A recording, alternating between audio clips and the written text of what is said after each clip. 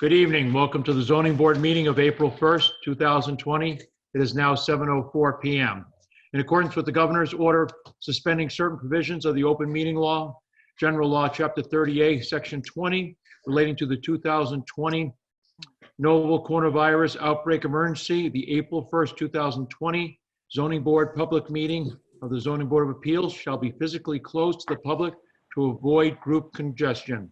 Alternative public access to this meeting shall be made utilizing the Zoom virtual meeting software, zoom.us, for remote access. This software will allow users to view the meeting and send a comment or question to the chair via the raise your hand function. The meeting will be recorded for future broadcast for Norfolk Community Television. We have a number of hearings tonight. We have a hearing for 77 Boardman Street for a special permit for a two-family. We have a 19 Shire Drive. We have 3 special permits that will be read into the record and then continued. We will be continuing the 194 Main Street comprehensive permit and the 144 Seccong Street comprehensive permit.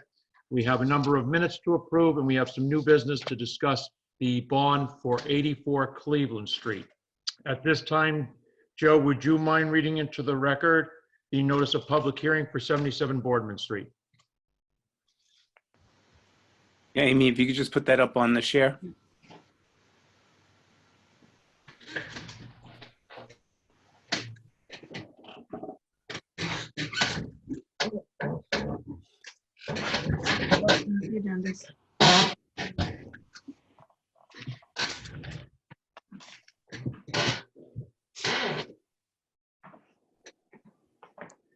Thank you.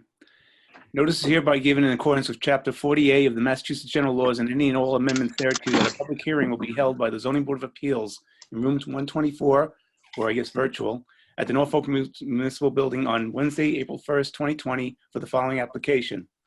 Leticia, how to pronounce that? Areka at 7 p.m. for a special permit pursuant to Massachusetts General Laws, Chapter 40A, Section 9 as amended, and Section E2F of the Norfolk zoning bylaws to allow the conversion of a single-family dwelling in existence at the time of the adoption of this bylaw to accommodate no more than 2 families. The property is located at 77 Boardman Street, Assessors Map 15, Block 54, Lot 73, and is in the R1 zoning district. Thank you, Joe.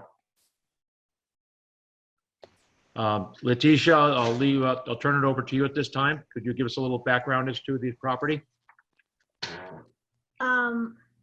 Yes, I recently bought this property, also like 5-6 months ago. I do not have any to make any changes to the property. Is the way it is, I guess, like a 2-family, just like attached one to the other. The main reason I want to convert it into a 2-family is because of my mother. She's 75 years old and she cannot live by herself. I'm the person who takes care of her 100%, like 24/7. So I need her like close by, and this is my best option. Like I said before, I do not have to make any changes to the property, not building, nothing. It's just, I just need the permit for her to be able to move in and be close by. So it's convenience for me to take care of her because I'm a single mother with 3 children, so I cannot be like driving around to whatever location she is. So it's more convenience to have her close to me. Okay. Leticia, is there a bathroom in each section of the house and a kitchen in each section of the house? Yes. So there's a kitchen in each one of what will be considered a unit, a part of the 2-family. Yes, that's correct. Each unit has its own kitchen, bathroom, living room, bathroom. It's just one door that separates us from one to the other. But I don't, like I said before, everything is the way it is, and she has her own bathroom, her own living room. I don't know if if it is confusing, like the drawing, but there's like actually she has two bathrooms, one on the second floor, one on the first floor. The house in total, well, my unit has two bathrooms, her unit has two bathrooms.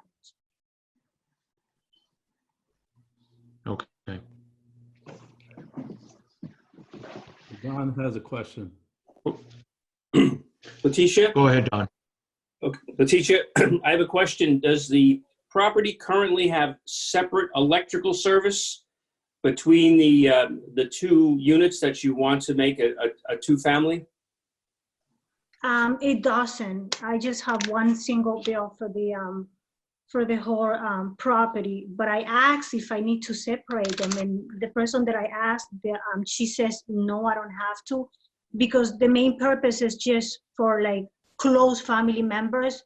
I'm not planning to rent that unit to any unknown individual, just close family members. I say my mother in this case. Okay. Questions, other questions from the board members? Is any part of this two-family in the living area in the basement? My mother has her own basement. Like each unit has separate basement. They're attached, but she has her own side of the basement. I have my own side of the basement. But no bedrooms in the basement, no living area in the basement? No. There's currently on my side, there is a bathroom, because if I'm not mistaken, the previous owner her son used to live downstairs, but the bathroom is not working. Everything is like shut off.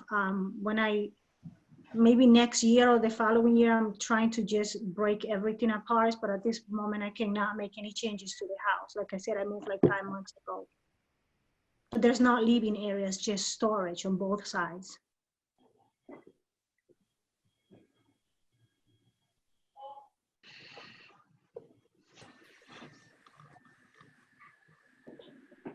Any other questions from the board? Yeah.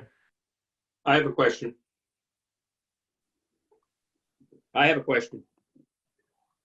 Go ahead. Who's speaking? This is Don Hanson. Can you hear me? Yep. I guess I'm trying to understand why.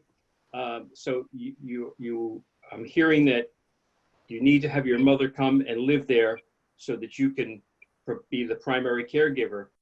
Why you want to make this officially a two-family versus just having your mother live in a portion of the house? My mother has like a rental assistance program, and they don't allow her to move in with me unless it's a separate unit. Ah, okay. And can you share any previous history about this? I take it you bought this house about 6 months ago, am I correct? Yes. Do you have any previous history knowledge of this house prior to your purchase? Not really. The only, when I came to see the house, I liked the idea of having my mom's. I didn't know that it was so complicated to have a separate unit legalized. But like history, I didn't have any history about the house. So we're not involved in this. Knowledge. Yeah, just leave it on. It's supposed to start right at 7:20, she said. So these are the people that are on. Our mic is mute. Oh, not on.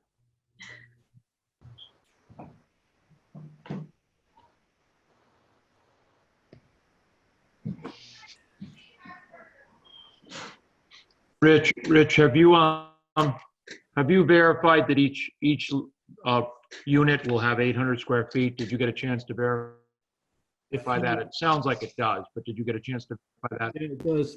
She did provide sketches that has the first floor with the dimensions for each room, and then the second floor where the bedroom is and the bathroom that were there. The history of this, so the house was originally built in 1900, and there was a couple additions added to this house from the prior owner, I think it is. I'm trying to remember that. So there was additions added. The standings were there prior, which is the family that built the additions onto this house. But I did verify the numbers, sorry. You didn't verify. I did. Or you did? You did, okay. There's 800 square feet in each unit, basically. Yeah, you take the second floor and the first floor for the each dwelling unit.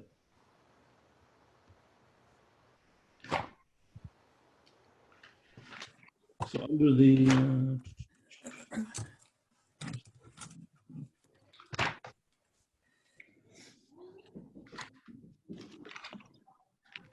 And I'm guessing there is. I mean, there's 1,000 square feet of living floor on the first floor. Letitia, can you add to that at all, or? If I can add to what, I'm sorry, what was the question? The square footage of each unit, where your mom will be living and where you're living. Our bylaw requires that you have 800 square feet minimum in each unit. So we're just trying to verify that fact. Oh, definitely. My unit is bigger than my mother because I have 3 floors on my side. My mom has 2. Okay. Your mom has 2 floors. Okay. Yeah, 2. Yeah. we have Okay. Amy, do you have the assessor card? It has, I think, the total. Oh, does it? Okay, good. I was looking for an email. Yeah, let me find. Yeah, the census card said there's 2,200 square feet, 2,238. So my guess is a living area. So my guess is that it probably does qualify for at least 1,600 square feet. Any other questions from the Yeah, board? Rich, I have a question. Sure. Rich, in terms of requirements to classify a house as a 2-family, is separate electrical service one of those requirements? Well, interesting enough, so the way the provision in the bylaw doesn't talk about separate utilities. It talks about complete lavatory, sanitary facilities, no exterior changes. You can't, no living space in the basement, but it doesn't talk about utility connections to the single family home. But I think it sounds like you were gonna put separate utilities, you were considering separating them out anyway. Is that correct? I think you said, Letitia? No, since it's just like I said, only family members, I'm not planning to rent this out to any. Melissa Carpenter or one other. Melissa Carpenter. Hey there. Good. Yeah, I got just a minute. I'm actually watching I'm on Zoom now. Let's see, I gotta try to mute. Thank you, Rich. Okay.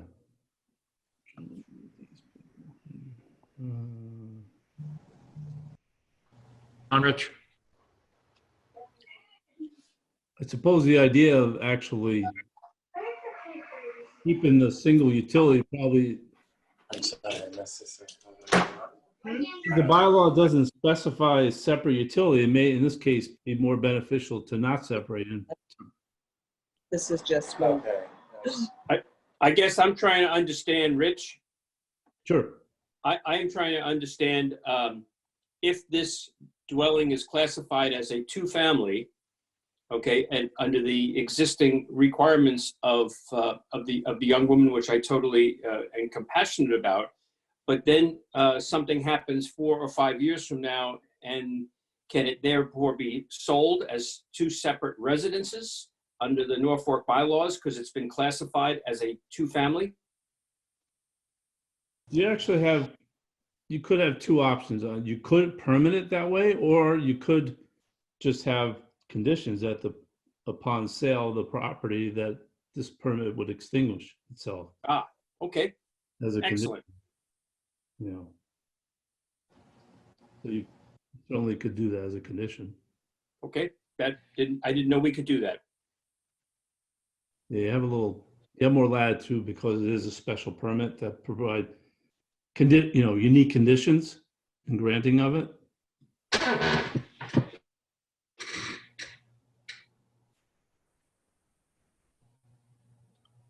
Okay, any other questions from board members? Rich, is there anybody? I also had another question for Richard. Could there be a provision in there that it will only be rented out to family members? Yeah, I don't see why not. Because that's what the purpose is, right? Yeah, I mean, I don't see why not. I mean, that's exactly what.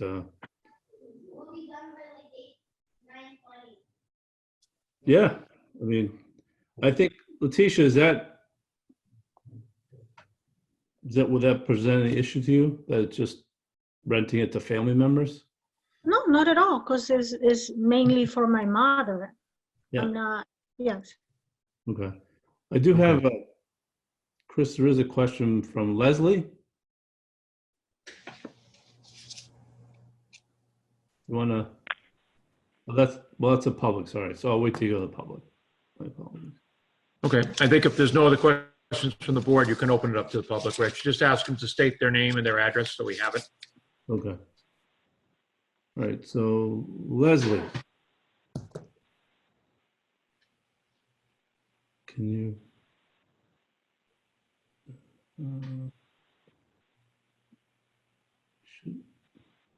Can Leslie? Should be able to speak. No, there you go. Leslie, can you hear me? They're not on mute, so I'm not sure why. I don't see it, Leslie, online. You don't? All right. Let's see. Let me just check and see. Let me do it. I don't have anybody else. It was just that Leslie, Chris, but. Okay. If she comes back on, let us know. If there's no other questions, could I get a motion to close the public hearing for 77 Boardman Street? Joe? So moved. Second? Second, Who was second? Say your name. Don Hanson. Second. All those in favor? Aye. Aye. Okay. All right, Letitia, we'll take this up. I don't know if we'll get to it tonight.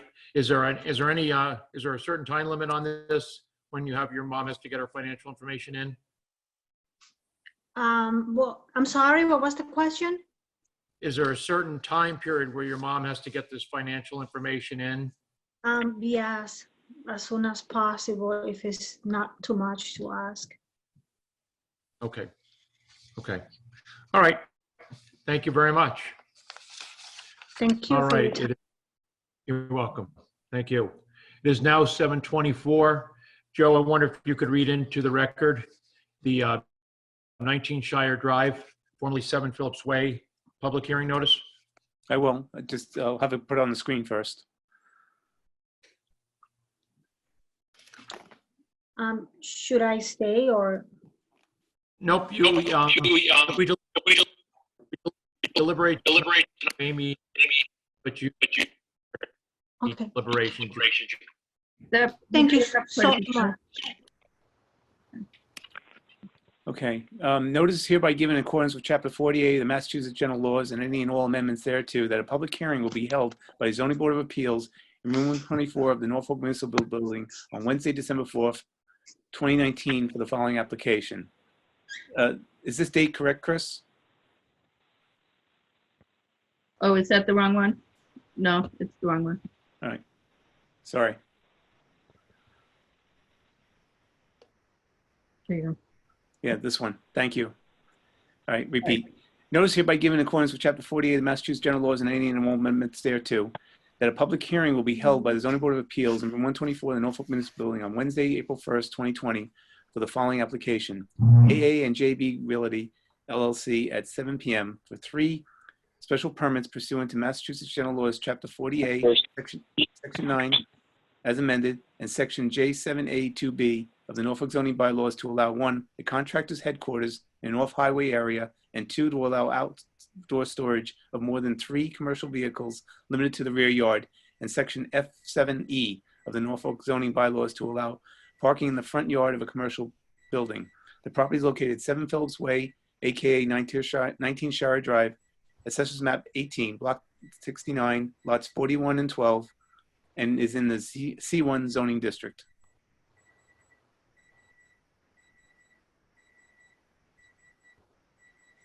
You mute, Chris? Chris might be muted.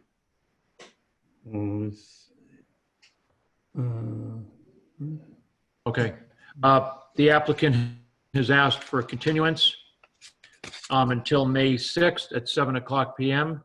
So could I get a motion to continue the public hearing for A&A and J&B Realty LLC till May 6th at 7:00 p.m.? So moved. Do I have a second? I'll second it. Don Hanson. All those in favor? Aye. Aye. Okay, great. All right, it is now 7:26, and the comprehensive permit for 194 Main Street is going to continue at this time. I'm going to turn over the chair to Mike Kaliza, and I recuse myself from the hearing. I will obviously still be on the screen, but I will mute myself during this hearing. Thank you. Mike?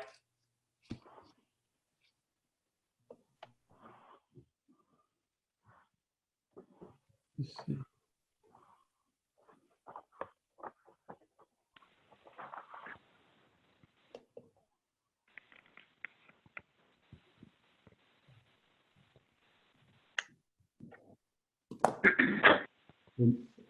Mike, you there? Yeah, I'm here. Okay. You have your chair now. Yes, I know. I just asked if who's here to representing the applicant for 194 Main Street. Oh, I'm sorry. It didn't, so hold on, let me get, unmute them. I know, Mike, Attorney Shaughnessy is here. Yes, I'm here, Rich. Yep. Al is, You see me? I'm here. yeah, yep, he's not, and you hear Al, right? So he's not muted. Jamie's here, right? I saw Jamie. Jamie's here too, right? Yeah, yes, we have Bill Scully, Jamie, the site engineer from Zenith Consulting Engineers, Greg Sarunian from Rescom, Bill Scully from Green, and we have Al Quagliari, the applicant. Okay. Okay, who's presenting on behalf of the applicant tonight, Mike?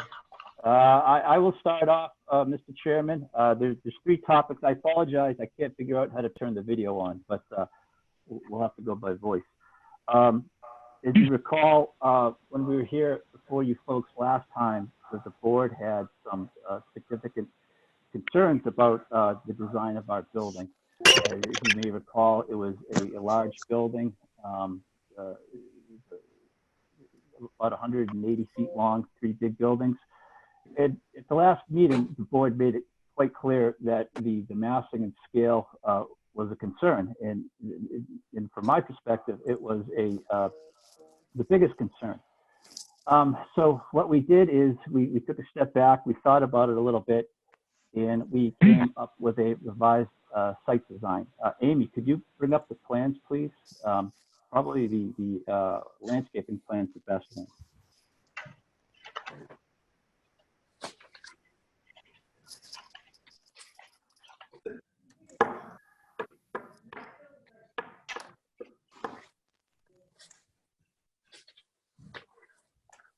That's the one? Those are the old plans. Yeah. No.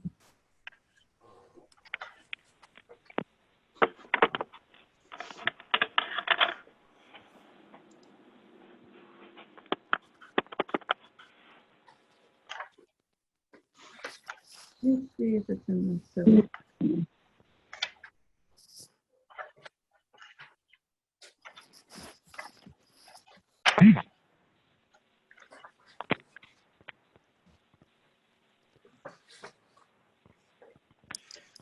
It's going to be the one that says conceptual grading and drainage. Oh, so it is that, okay. And, oh, good, because unfortunately, I don't know how to rotate plans if they come up wrong. But there you go. Okay, that's fine. I was actually looking for the color one that shows what's going on. The color one is under townhouse plans. Oh.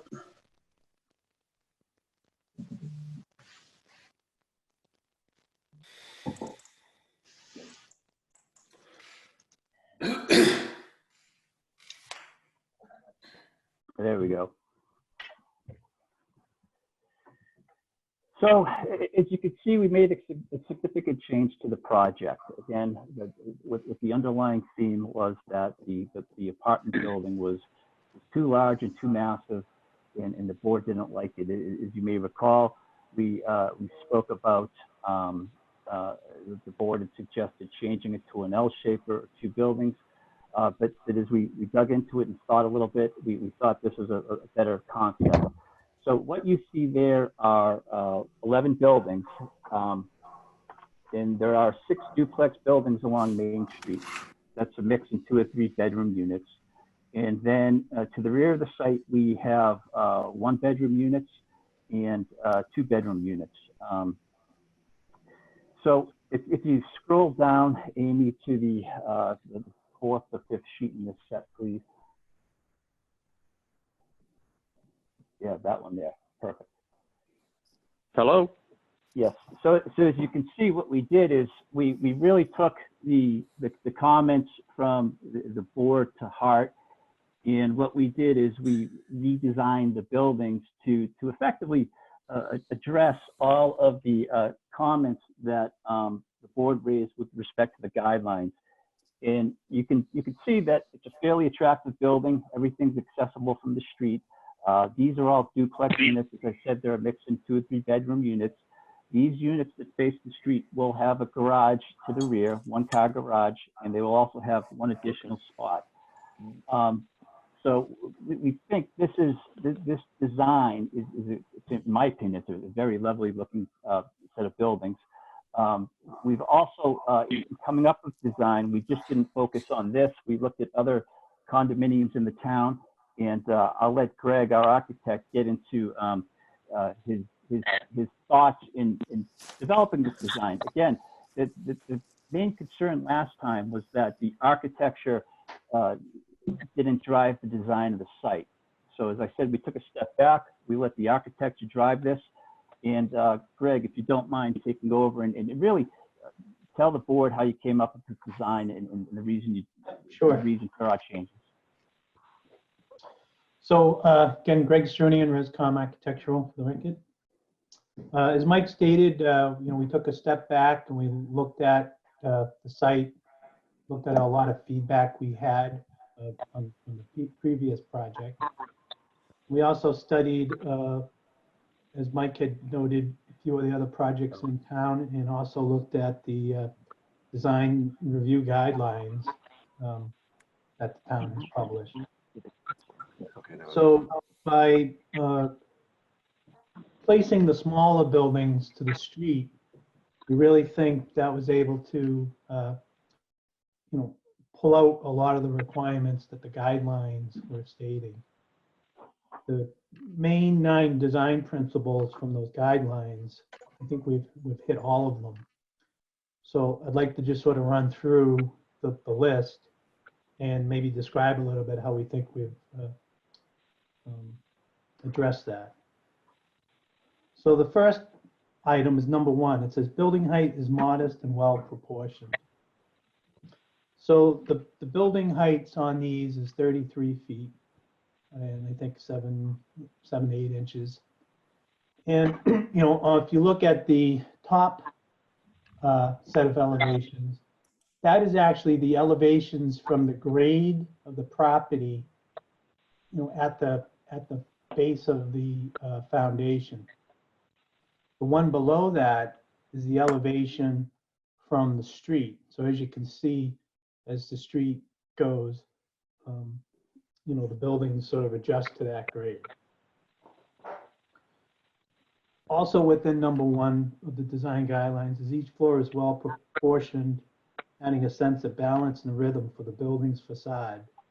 Additional features on the roof and at building entries contribute to a sense of modest scale. So every unit along the street here has its own entrance with different style of porticos. Am I able to get control of the screen? To point? So at the top of your screen, do you see the Yeah. green box and next to it Good look. There options? you go. Yeah. Those are good looking. Can you see, That's going right. see the mouse moving? Frank Gross's land, I think. Rich, do you have the message that Greg is requesting control?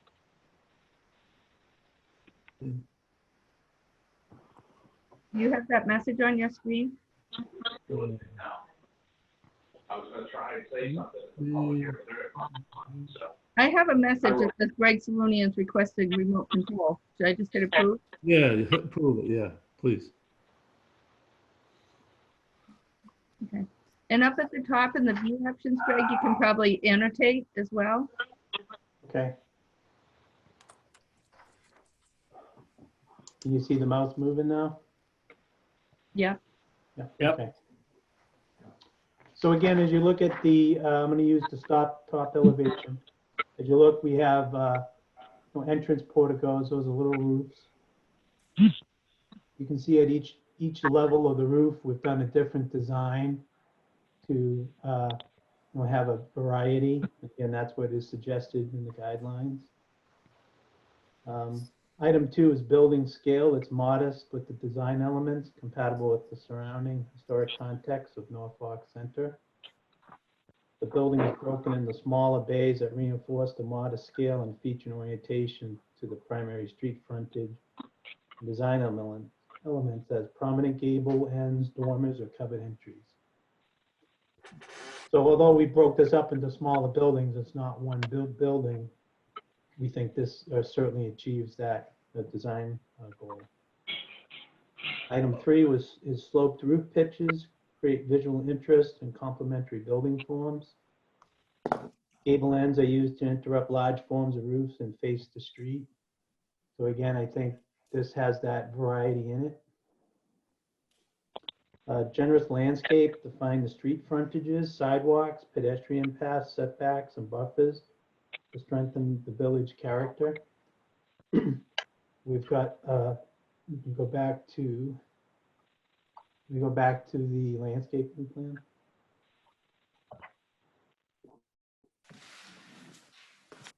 Is that this No, or the there you total go, of the yeah. plan?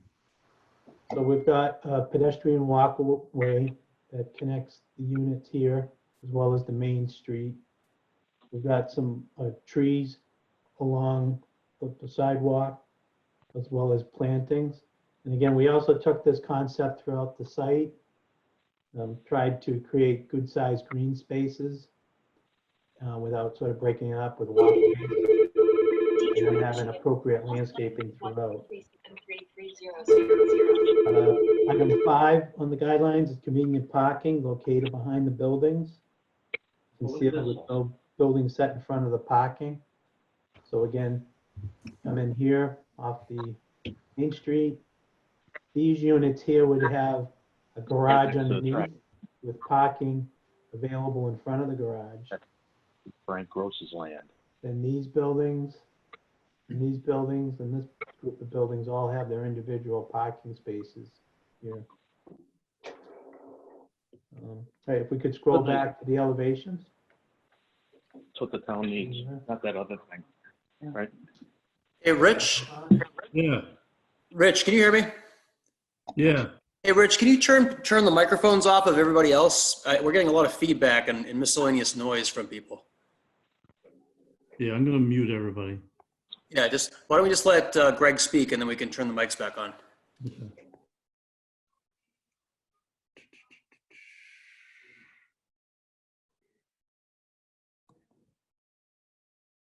Am I there? You hear Go me? ahead. Yeah, okay. Yeah. So item 6 out of the guidelines is exterior materials and colors are compatible with historic buildings and surrounding context. Natural feel, wood siding and trim define the facades of the highlighted doors, windows, and building roof forms. These details visually connect buildings in the district with cornice lines, corner trim, window, door surrounds that are typically white in color. We lost the plans.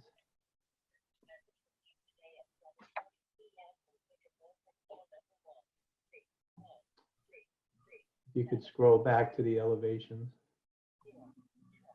Yeah, good. So you can see that we're suggesting different color schemes.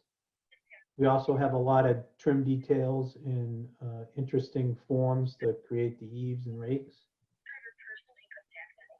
Item 7 is ground level activity is private, visible, and accessible. It's important for each primary building facade to contribute to the activity and vitality of the district, is visible from street frontage. Active ground floor uses, generous transparent windows, create connections between interior and exterior. So again, we've got a lot of interesting windows, just not, we're treating like bay windows. Some are box bays, some are more of like a bay window.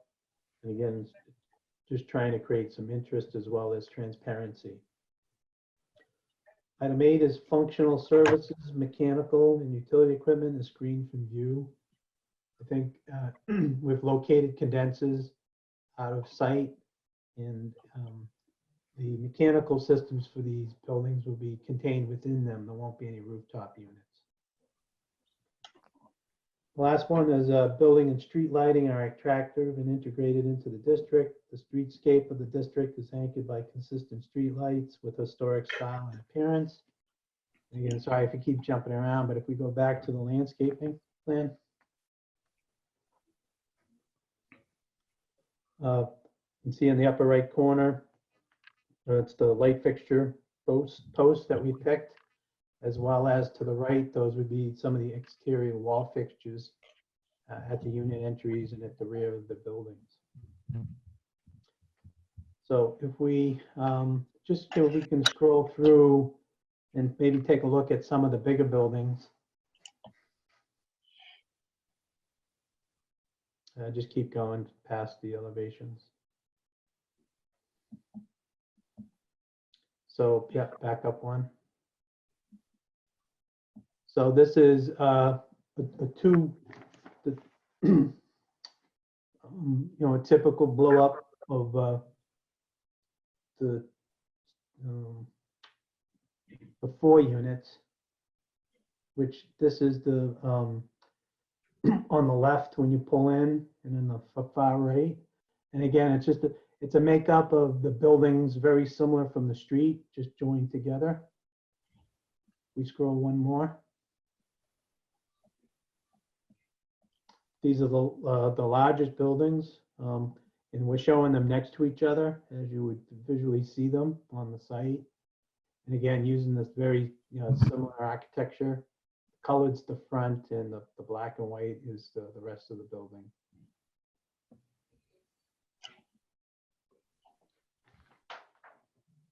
So that's all I have tonight. But again, I sort of reiterate that I think we hit all the 1 through 9 key points that are highlighted in the town center's design review guidelines.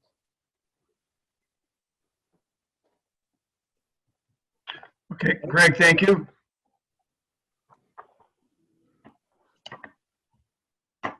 Attorney O'Shaughnessy has his hand up, Mike.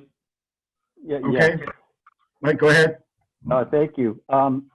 So as I said at the beginning, Mr. Chairman, again, we took what the board had said to heart, and you can see this is a really dynamic project, and we think that we have hit everything that the board was looking for. Again, when we last met, there was an issue on traffic. When we originally started talking about traffic way back in October, November, we had come to the board and asked to have a limited traffic study because this whole area had been investigated along the way. So at that point in time, we engaged Bill Scully of Green Environmental. I'm sorry, not Green Environmental, Green Affiliates. And what we did is we analyzed the site based on the existing uses. And based on those existing uses, we said, well, we're going to generate less traffic with our 60-unit proposed project, and it's even less now with our 36-unit project. So with that in mind, we really are not impacting any of the existing streets or the levels of service at nearby roadways or rotaries or anything like that. And we also investigated the site distances. And, we have, I'll let Bill get into this in a little more detail, but in one direction, we have like 550 feet of clear site distance, and looking towards the town, we have 350. And again, this driveway is being moved to the westerly portion of the site. So we're actually improving the situation, what's going on down there. We're increasing the site distance coming from the town. So I guess at this point, I would suggest that we've addressed all the traffic concerns. And if you look at your files, we think we've addressed all of Beta's comments as well. So I think if the board has any specific questions, I'd ask Bill to jump in, and maybe you can go through your analysis, Bill, and what your thoughts are. Okay, I'll try to do it quickly. Bill Scully from Green International. So can you hear me, Rich, okay? Mm-hmm. Okay, so as Mike said, we were contacted back in late October, early November, and our understanding at the time was that the board had a few questions that were more the focus of what we provided, and that included estimating how much traffic could the project generate, how that compares to the current uses on the site, and then verifying the site distances, so checking the sight lines. So in the original project that we looked at, it was the 60-unit apartment complex. The proposed drive for that, as well as the current plan, is that Western Drive. And we prepared our first memo or letter was dated November 8th, in which we demonstrated the 60-unit apartment would be generating expected less trips than the current uses under full occupancy. We also verified, as Mike said, the site distances, so to and from the east, about 350 feet, and to and from the west was over 500 feet. At those distances, you're meeting site distance criteria for about 45 miles per hour to and from the east, and over 50 miles an hour to and from the west. There was a comment letter peer reviewed by Beta, and we responded to that, worked with them, and I think they basically concurred with our findings in terms of the trip estimate, the comparison to the current uses, the availability of the sight lines. They asked for some additional backup, and we found some traffic speed data from a couple of years ago to the west of the site, probably between Boardman and the site, and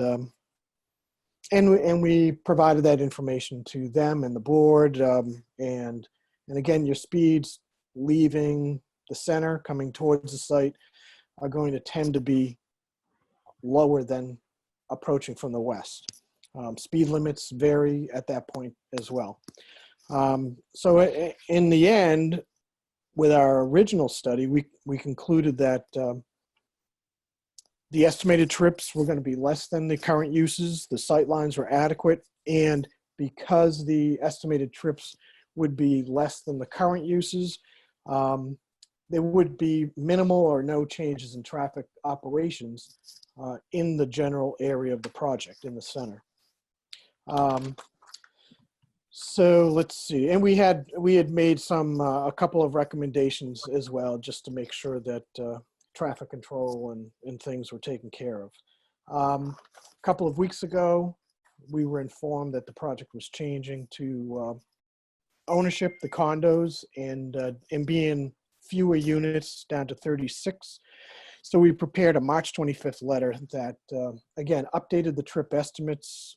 We compared those trip estimates with the 60-unit apartment. The current project is expected to generate fewer trips than the former project. The site access point remains the same. So we're confident the sight lines are still there.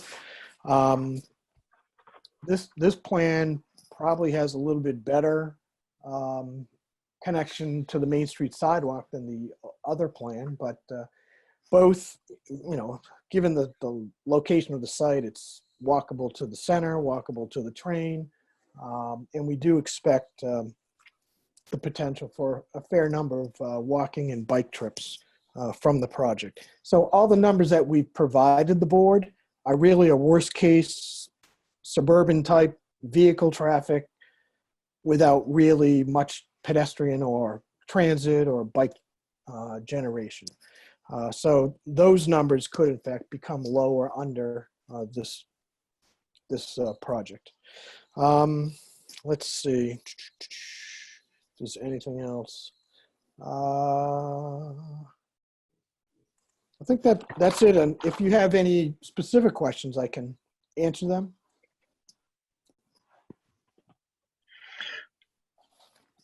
Dan, do you want to weigh in on this?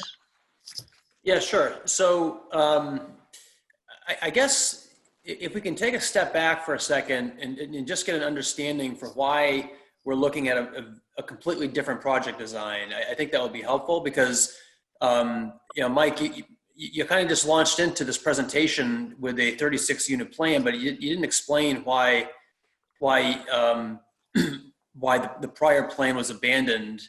We were working together. We had a team meeting with you guys back in, I think, December, and I thought we had a very productive, working session with our architectural peer review guy, Cliff Bomer, and we talked about shifting the septic and shifting the drainage.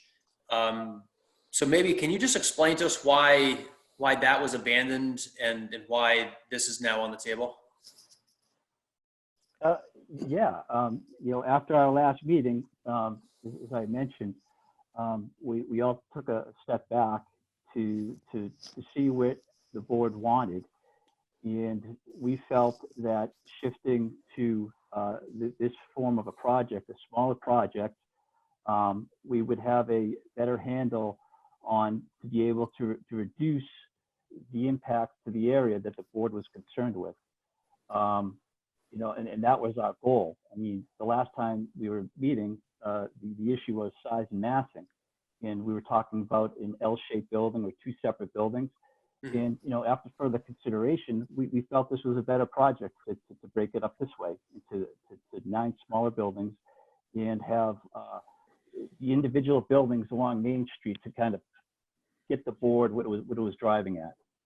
Okay, and can you tell us where the septic system is going to be? And is this going to be I'm assuming you're below the threshold for a discharge permit? Yeah, I'm going to actually, what I'd like to do, Dan, is I have Jamie on the phone, on the line. I'm going to ask him just to kind of go over the site design, the site layout, where the septic would be, and talk about drainage a little bit. I think that would be a good idea, if that's okay with you, Mike. Absolutely. Yep, absolutely. Good evening. Jamie Bissonette, Zenith Consulting Engineers. Dan, the septic is going to be located in the center, kind of in the center behind the duplexes and in front of the sixplexes. It's going to be in that area, which is very similar to the same area that we had before, just scooted a little bit more to the south towards Main Street. The drainage is actually in the same spot as well, over to the east, and very similar to our last design as well. Okay, so with this new design of the project, are you still capturing all the, are you going to maintain the existing rates of runoff off the site as current conditions? Oh, absolutely. Yeah, yeah. No, this design will meet stormwater management. The goal here is to infiltrate absolutely as much as possible and help improve offsite conditions. Okay, and the outlet for this drainage basin is where? Where does it go? There's not an outlet on it. The basin's an infiltration structure. So it goes back into the ground, recharges. So this is going to hold everything beyond the 100-year storm? It's going to infiltrate everything. Yep, that's correct. Just like the last design did. Okay. All right. Yeah. So, Mike, I guess my my comments just on in terms of the design. I think there's definitely things that we want our professionals to take a look at. The architectural design was an important issue. Obviously, with the first iteration, I imagine this is going to be a lot more palatable and probably a lot more conforming to the design guidelines. So we do have the letter. What Greg had described to you is actually from a letter that Mike O'Shaughnessy had written on March 20th and filed with the board. So I think it's worthwhile to take a look at that and actually for us to check that, to compare what Mike said with the design guidelines. I also do think, we don't normally take a deep dive into architectural design, but again, I think because of the importance of this area, this Norfolk Town Center area, I think it's worthwhile to have our architect review these plans, just like we did with the first iteration, and just provide some feedback. I think Cliff would be great for this. And since he's already familiar with the site, I think it would make sense to have him take a look at these plans and provide a peer review letter for the next meeting. With respect to the traffic issues, I certainly recognize that this project is going to have a much lesser impact on traffic than the 60-unit project. However, the concerns that I had raised back in January are not resolved, and I thought we had an agreement as to the applicant providing some supplemental information on traffic.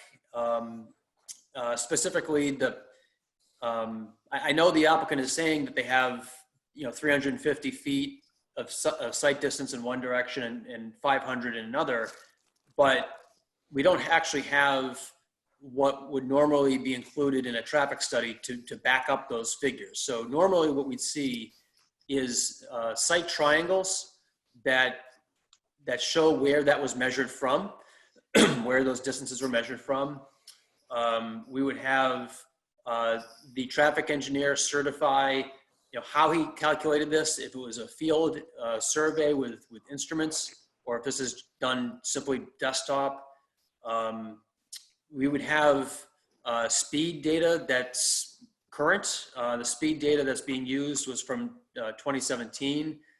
That's just not standard practice. The standard Mass Highway guidelines suggest that it needs to be much more current, and that's what the zoning board typically requires for all projects. So we're not singling out this project. I had some questions about the grade of Main Street. So I know Bill Scully had flagged the point that Main Street does rise up as it approaches the bridge crossing over the train tracks, and that is a factor in sight distance. So I didn't feel like the traffic study had fully accounted for that or explained whether there was any vertical grade change that would inhibit the sight distance looking east. So I laid out all these questions in my memo dated January 16th. and it was like, A through G, various different things that the applicant could follow up on. I don't view any of these, frankly, as that hard to do or to review and to provide information on. So my recommendation to the board would be just to ask the applicant again to provide the supplemental information that we asked for back in January. I mean, if there's no issues here, then there should be no problem providing this information. So that's my only concern with traffic. And it doesn't look like there's a slight distance issue, but again, I think it's important for the board to have backup for that and not just take it for face value. And then just in terms of process, my recommendation is that we forward these plans to Bill McGrath at Beta to review, just like we would in the ordinary course. We'd have Cliff Bomer review the architectural drawings, and we schedule a follow-up session of the public hearing in a few weeks if we can. And at some point we need to talk about deadlines. I believe we have an extension of the public hearing right now through April 15th. Is that right? Mike O'Shaughnessy, is it April 15th? That's what it was, Dan, yes. Yeah, so yeah, we have some time, but not a heck of a lot of time. So I think we need to get some work done in the next couple of weeks. There's a chance that this will be further extended by operation of law. There's a bill pending in the legislature that Governor Baker had filed last week that would essentially toll any deadlines during this state of emergency. So if that passes, then we'll have even more time. But right now, our current deadline is April 15th. So I would recommend we get busy peer reviewing this, and in the meantime, ask the applicant to consent to another extension. Dan, thank you. I'd like to hear from other members of the board, but I would agree that the supplemental information and the backup is needed on the traffic. I would like to recommend we move ahead with the peer review. And in terms of architectural review, yeah, I do agree, Dan, that this project is being driven by the architecture. It is in the center of the town. Is Cliff's expertise in smaller buildings like this, or is it in larger buildings such as the one we were looking at before? Would he be a good resource for us to use for the architectural review? Yeah, it's really not. It's not necessarily the building type. It's more what I think Cliff is very, very good at is understanding the context of a project, and he does typically work in more urban environments, but context is so important in streetscape and the way something fits in with a set of guidelines. And in any other location in Norfolk, I don't think it's that important, but where this is in the town center and you have design guidelines that apply, I think Cliff is actually really the best guy to help us with this.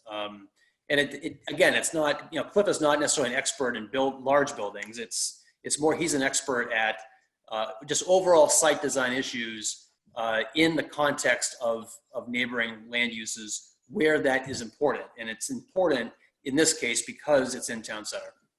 Okay, all right, got it. Mr. Chairman. Yes. Dan raised a couple of points that I think I'd like to respond to, if I may.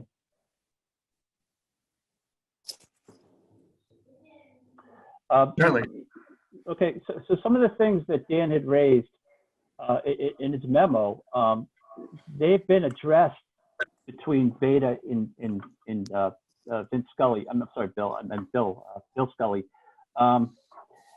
Maybe we could go after each point. Like for example, Dan was talking about the speed data being more than 2 years old. But if you go through the review letters, Beta says, Bill had raised his opinion on it, and Beta agreed the analysis is sufficient. And there's several components in there. Another one is the site stopping distance. Again, I know Dan raised it, but Beta had also raised it along the way as well. And Beta was satisfied. So I'm not quite sure we need to continue to revisit traffic issues. The site distance, it's the same thing, especially the grade on the hill. You know, we were, based on the speed, we need 305 feet to make it. And because we moved the driveway back, we've actually gained, I don't know, 40 feet or something like that. Bill can address it better. But Bill, could you take a few minutes and just, you know, maybe address the issues that Dan raised? Mm-hmm. And, you know, I mean, our understanding was that the board wasn't requesting a full traffic study for this particular project, given, I would imagine, the existing uses on the site. And I'd say the comments and requests that Dan's asking for is basically saying, put a full traffic study together. Regarding the site distances, I mean, we've shown that we've got substantial visibility in both directions. That to and from the east, you're coming out of the town center, you're not going 45 miles an hour. Yet we have visibility from our proposed site drive that will accommodate 45 miles per hour. Or thereabouts. The speed in the center is in the, you know, posted, I think 30 miles an hour, could be less as you approach the 114 or 115 intersection. But so regardless of there is data. The data was a couple years ago. That was more west of the site drive. And while, and there's a couple things, Dan. I mean, there are guidelines if you were going through the state process. They'd like it to be less than 2 years old. They've accepted 3 years of old data. But beyond that, we're interested in traffic speeds. Traffic speeds are not going to change over that time period. The volumes may change over that time frame, depending on the growth you have. But again, it's west, and we've recognized the west coming from the west is going to be different than coming from the east.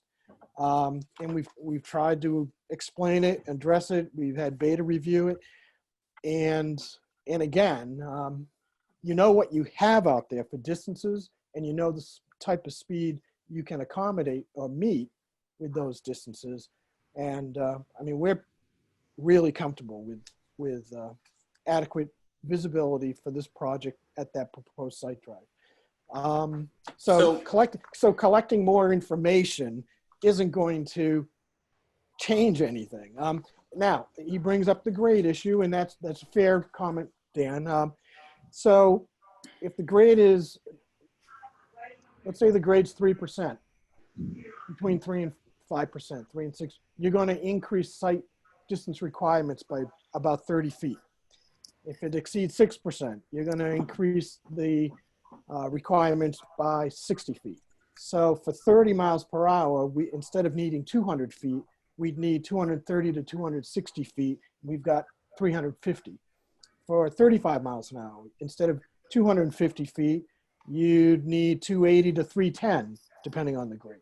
And again, we have 350 feet. So the grade, fair comment. But we've got the visibility, and as long as we keep the site drive in the edges of the site drive clear, then people approaching or people leaving the drive are going to have clear visibility of what's going on there. The level of service, I mean, you mentioned that, and where traffic's going to and from. Again, that's part of a typical study, but we weren't under the understanding that that's what the board had wanted to know.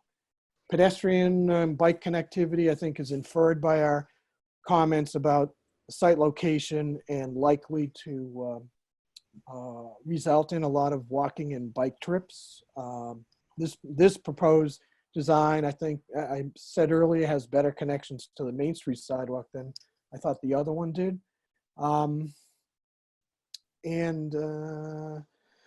You know, it's not my call, but I don't see, a lot of value of the additional information other than spending time and money to reach the same conclusions.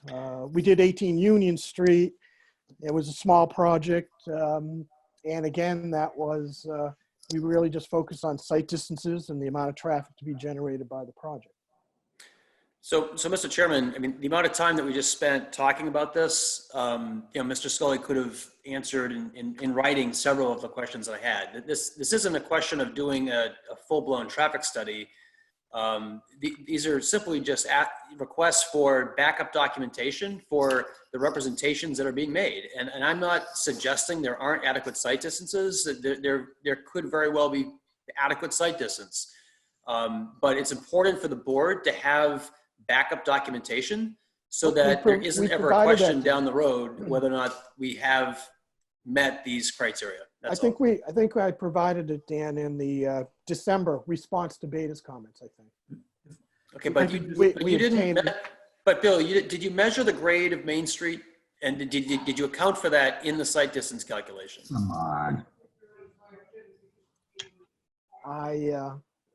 The site distance measurement was done in the field, Dan. So manual collection in the field, and it took the grade into account. I mean, you can't see anything coming over the hill. So the point where the vehicle comes over the hill is the point that we measured in the field. Right. But it's taken all the grade into account. But the minimum. Mike Kaliza, can I speak, please? Al, just a minute. Let Dan and Bill continue the conversation, please. Well, I'm objecting. This is getting out of hand, and you're letting it get out of hand, but thank you very much when my turn is up. All right, Dan and Bill, go ahead. Okay, so when you develop a site distance analysis, one of the things you look at is the grade. You measure the grade of the road, and that is a factor that goes into an equation that tells you what the minimum site distance is for that stretch of highway. Okay, so that's not complicated. That's not that hard to do. It's just a matter of documenting it and saying, this is what AASHTO says is the minimum site distance at this intersection because my grade is 3% going over that bridge. That's what I'm asking for on that bullet point. Having the site triangles, that's something that Bill can do in probably about an hour. And now we have the documentation. Everything that I've suggested in this memo, none of this is requiring a traffic study. This is requiring backup documentation. And this is what the board has asked for 144 Seekonk Street, which in that project, site distance is a very important public safety issue. There's no reason why the board should be treating this project differently from that project when it comes to public safety. So again, I think I think these requests are very reasonable. This isn't overblown. It's not getting out of hand. And frankly, I just don't understand why there's resistance to it. You can check off these boxes. I'll be happy to go back and look at what Bill submitted back in December to see if I missed something. But my recommendation still is that these questions just be answered. And if everything is good as Bill says they are, then there's no reason not to provide these answers. And Dan, the only thing that I'll say, Mike, before you jump in, is, I think Dan's clarified. This is the first time I've heard him verbally run through some of those things. So if I'm understanding you really correctly, Dan, it's just a matter of almost documenting what I just said with some tidbit. But your memo didn't strike me like that. But I think you clarified. Right, but Bill, you've done traffic studies before the town of Norfolk before, and when you've done those, you've given us site triangles, you've given us a level of service analysis. We're not looking for full-blown analysis. We're just talking about general assumptions and what the basis for those assumptions are. So it's backup. Mr. Chairman, if I can weigh in. Go ahead, Bill. Dan, I agree with a lot of what you said. I think just in terms of the question of the age of the data, I would say and reiterate what Bill said is that we don't expect to see changes in speeds over time, really. So I think we're comfortable with the speed data. We would like to see data on the other side of the driveway, but I think intuitively, and I've driven the road and done some informal sort of speed studies driving the road, I think we're comfortable that coming from the town center side, speeds are not going to be more than 40 miles an hour. So I think from our standpoint, we're pretty comfortable with the speed data, which leads into the sight distance. And we've gone back and forth with Bill as well on some of these comments. We did look at the grade of the road coming off the bridge based on some record plans that we were able to find, and found the grade to be, I think, between 5 and 6%. So we took a look on our own at the sight distance adjustments, and we're still satisfied that the sight distance that's available is satisfactory for those speeds. What I would say in regard to showing the sight triangle, which I agree is important, I think one of the important things for that is to demonstrate that the applicant controls the property within the sight triangle, so that they control making sure there's no obstructions being put up, that they don't need any kind of an easement from adjacent properties for that control. So I think that plan would be valuable. And I think if Bill can provide a little more documentation on the sight distance, again, we've gone back and forth, and I think we're satisfied on our own that it works. But maybe just a little more documentation for the board might be good. Bill McGrath, do you know where the speed tubes were put in for the 2017 data collection? I don't remember exactly. It was, I think, in excess of 500 feet west of the site. But again, driving the area, like I say, doing some sort of informal drive-by speed studies, I think the speed data is probably fairly reasonable and accurate. I wouldn't expect to see speeds in that area. Yeah, I guess to me, collecting speed data is like really cheap and easy. Yeah. I just talked to Steve Delisle at Accurate Counts this week, and he's got nothing to do.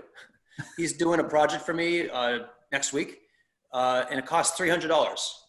So I just to go out there and put the tubes down in front of the driveway, to me is like a no-brainer. But yeah, and I don't dispute that. I'm just saying that from our standpoint, we've looked at it on our own, and I think we're fairly satisfied with what we're seeing. So.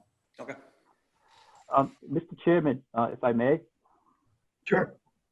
The other issue that Dan raised is, having peer review, Cliff review the architectural drawings. Again, as you know, when we first started talking about this, I'm not comfortable with it because it's in my view, architectural design review is purely subjective. When we did these buildings, we designed them to meet your guidelines. And we've also looked at other projects that the board has approved in town, specifically, I think it's Meeting House, is that the one, Greg?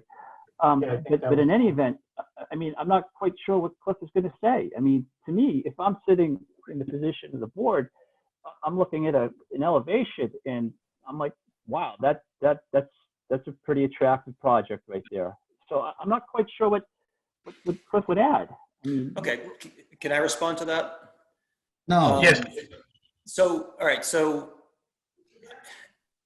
you gave us a letter, which is very helpful, that told us how your project complies with the 10 design principles for the Norfolk Town Center, right? So the onus now is on the board to check that and to verify that what you've said is true.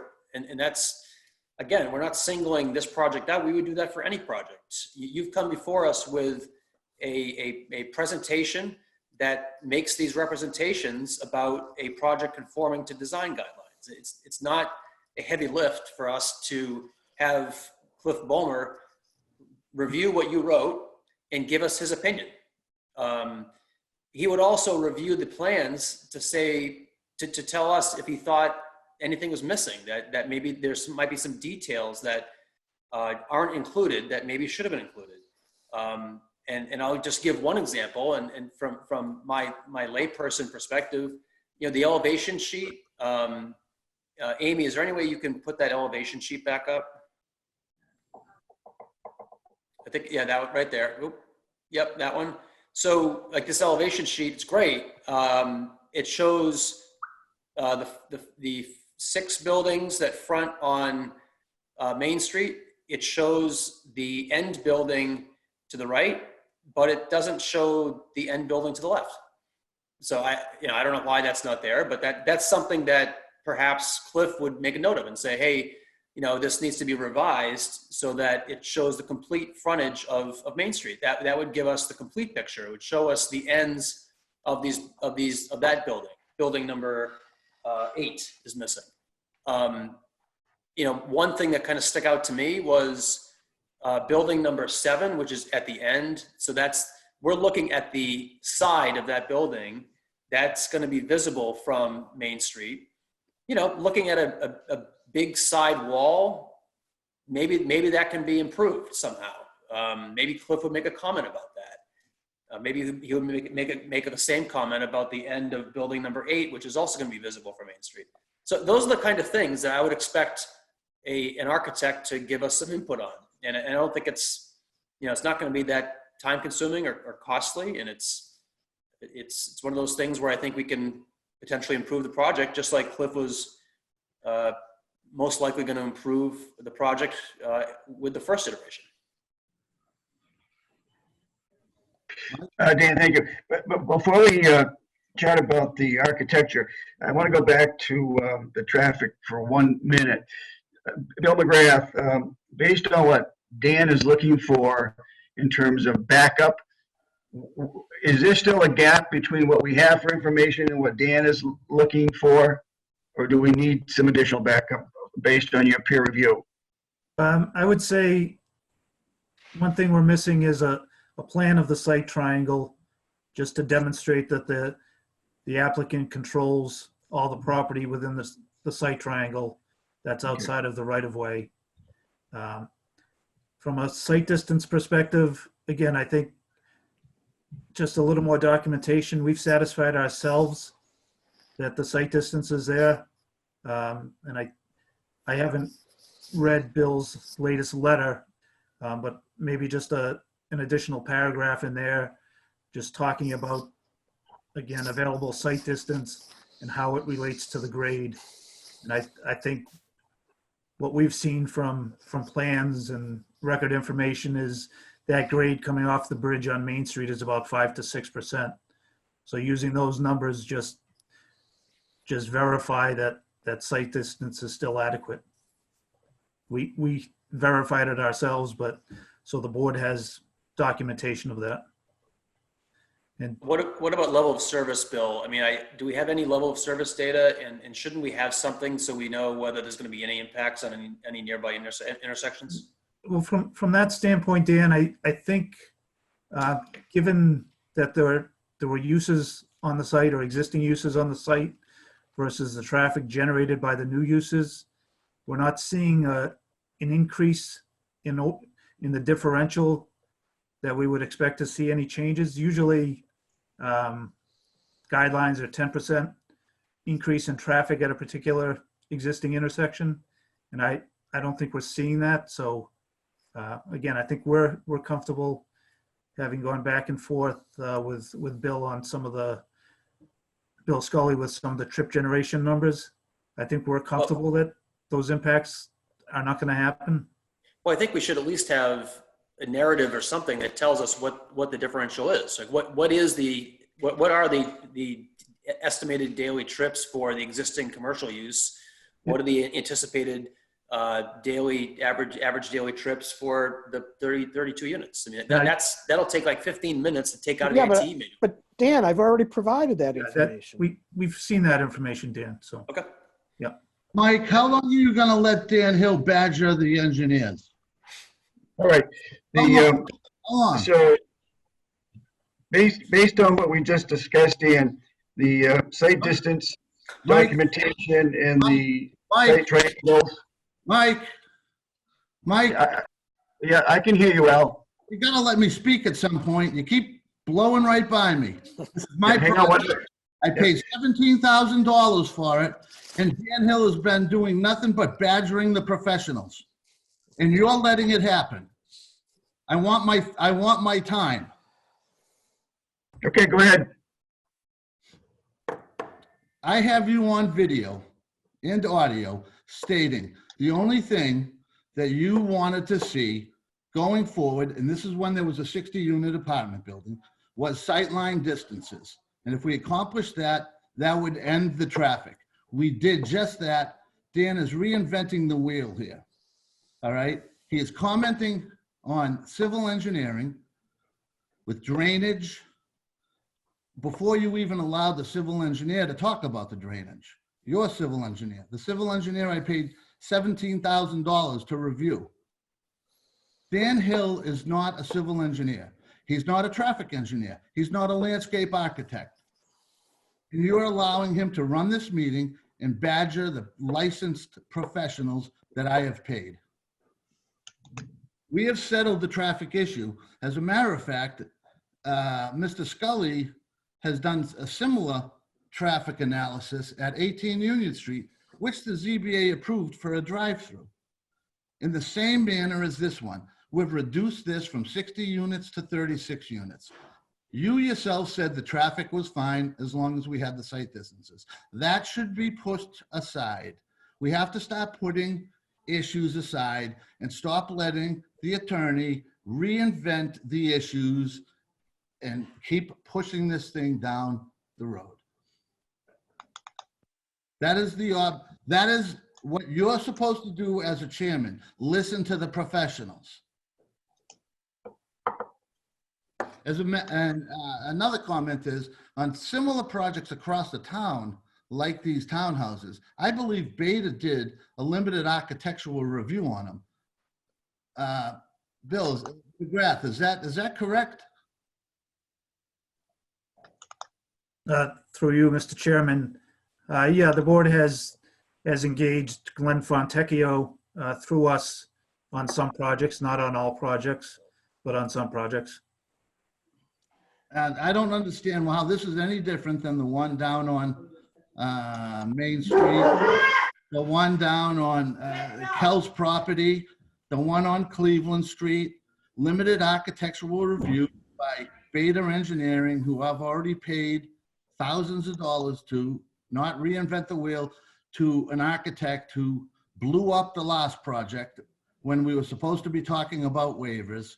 That's exactly what happened on the last project. It's the elephant in the room.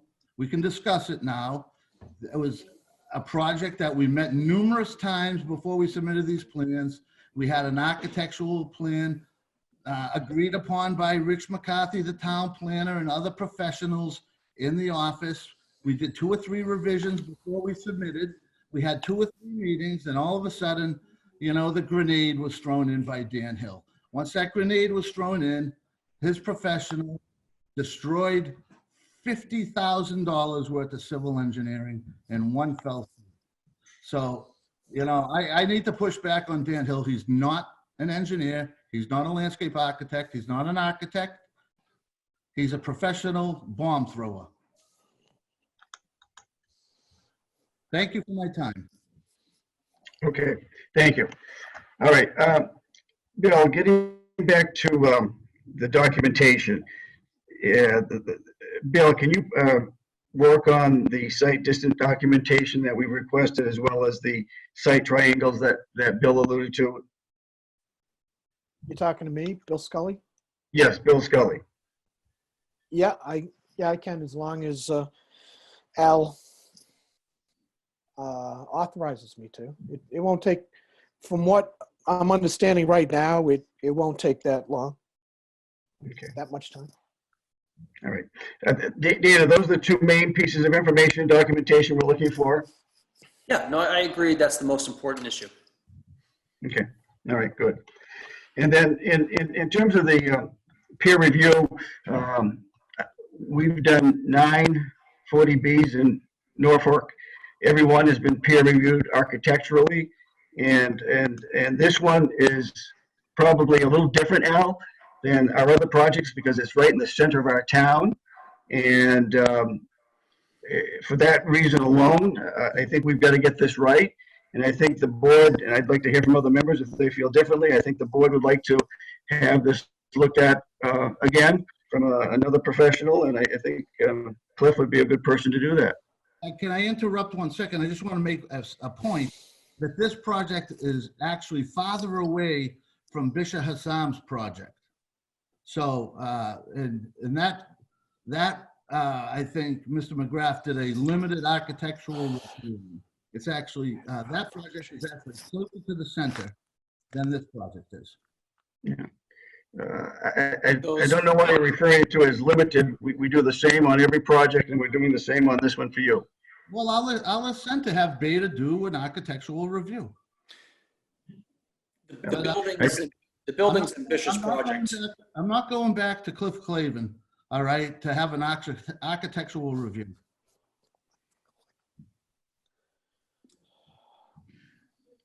Mr. Chairman, the buildings in Bisher's project, for the most part, are not visible from Main Street. The reason the board chose Cliff Bulmer for this site is because this site is very prolific on Main Street. It's the original building was going to be a very large, imposing building on Main Street, and that's why a specialist was brought in who specializes in these kind of issues. And we have reduced this back to a similar project as is down the street. This project is farther away from that project that had a Beta review.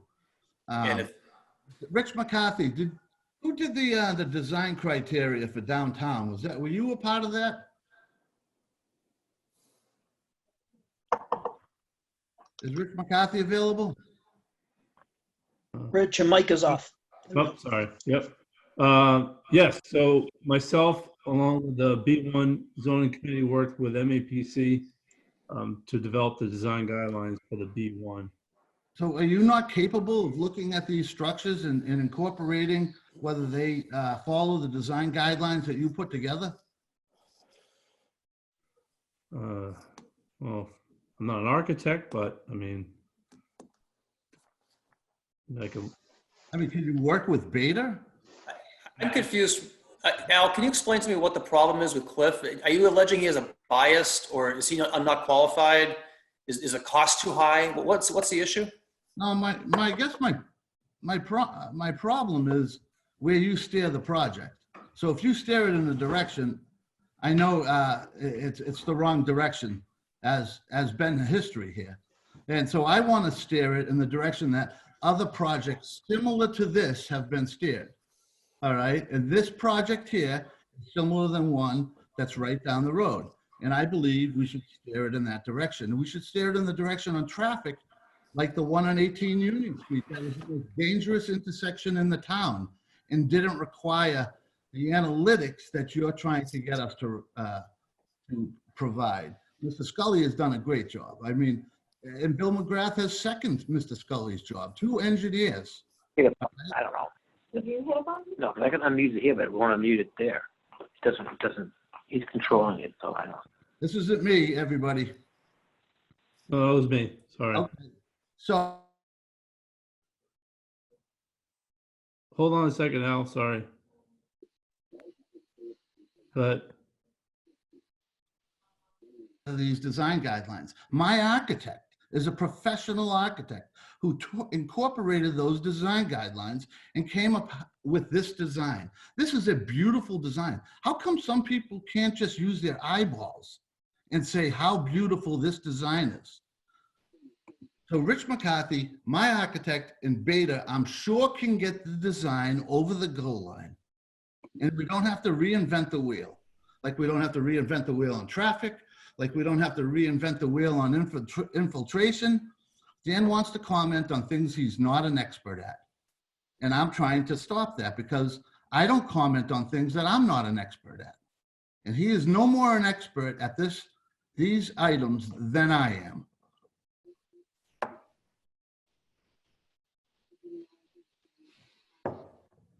I would like to hear from the board, Mike. Yeah, This is so, a beautiful project. Everybody has a set of eyeballs, and this will be better than any 40B project in this town. It's gorgeous. Look at it. Use your eyes. Devin raised his hand. Are you on mic, Devin? Yep, I'm on the mic. I agree with what Al said. I think we should rely on the experts for, the different aspects of the project. So I think given the architecture of this project, we should rely on an architectural firm to do that review. I won't pretend that I'm an architect, and I think and I'm not sure if I said this last meeting for this project or the meeting before, but this project is right along the main street of Norfolk. It's as you're driving to town center, so I think we should have an architectural review for this project. And to just respond to another thing, I think it's part of the process. Dan might raise a comment on something, but there's the opportunity for Mr. Scully to respond to some of those comments, and he's done so tonight. And I do feel like we're following the process for these types of projects, and I think it should be relatively simple for Mr. Scully to put together those sightlines.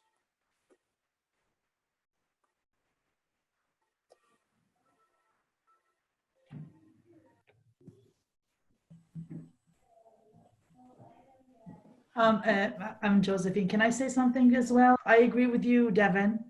I think I do see a lot of improvement here. It looks vastly different from the last time it was presented to the board. And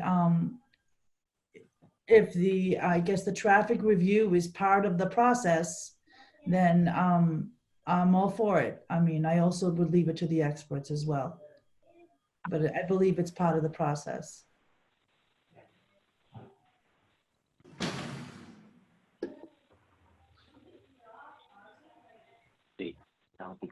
I think, Tim, you can just speak up, Tim. I think you're waving your hand. Oh, okay. I didn't know if you could hear. Can you hear me? Yeah. Can you hear me? Okay, great. This is a great improvement since the last plan I saw. Great to see. Great plan by the applicant's team, I believe. Thank you. If the board's desire is to have an architect review it, I would just. My thought is if that's where we're going to go with it, or if the board's that desire, I would put some limitation or timeline on that, because I wouldn't want to lose the opportunity on this plan, quite frankly. And I personally think it's a huge improvement. It looks lovely to me. I'm not an architect, but so I'm encouraging this to go forward. And if we're going to get another architect review, I think to encourage the applicant, we should control our reviewer to keep the project moving and keep costs down. Can I just add, one of our comments in the direction we gave last meeting was, just the building felt very long. And, I do think, Al, that your team has addressed at least what I feel is our concern on just breaking up that building into smaller buildings. I like that. I just, to just complete our review, I think an architect should review it. But I think the direction that your team has gone with this plan, I think is the right direction. Thank you, Devin. And I suggested that my architect gets together with Beta, who has reviewed architecture on different projects, with Rich McCarthy, who wrote the center regulations, and to get this over the goal line. I'm not opposed to that. So the engineering is sound. This has been reviewed 10 times over the last 5 years. The engineering on the site. So I mean, I take offense to a lot of what Dan has done so far with this project. And, you know, I proposed this apartment building at the beginning because the town wanted to get to their 10%. It wasn't that I wanted an apartment building. I got feedback from people in the town that they wanted to get to their 10%. I wanted to do this all along. I wasted a lot of money. You have no idea the money I wasted taking advice and a little push to help the town get to their 10%. When I realized that's not going to happen without bankrupting me, I put an end to it. There's only so much money, and there's even less money in a pandemic. So, you know, at some point, I just have to cut bait here and leave it a depressed, disgusting building, and I'll just collect the rents. And I can do that. I only owe 200 grand on it. I could fill it with tenants and make money. I thought the town wanted this dilapidated property fixed. I thought the town wanted to get to their 10%. But so far, up to today, the town has not been good stewards of my money. And I did this at the behest of a lot of people in this town. So that's why we're here today. That's why I'm a little bit upset today, Devin. And I'm willing to work in a limited way to push this thing through, but my bandwidth is coming to an end here. Mr. Chairman, Michael Shaughnessy, does Beta have any comments or concerns about the drainage working here at all? I mean, as Al said, this site has been reviewed over the last 5 years numerous times. Jamie, do you see any issues? Can we get some comments from Bill McGrath on that, or Jamie?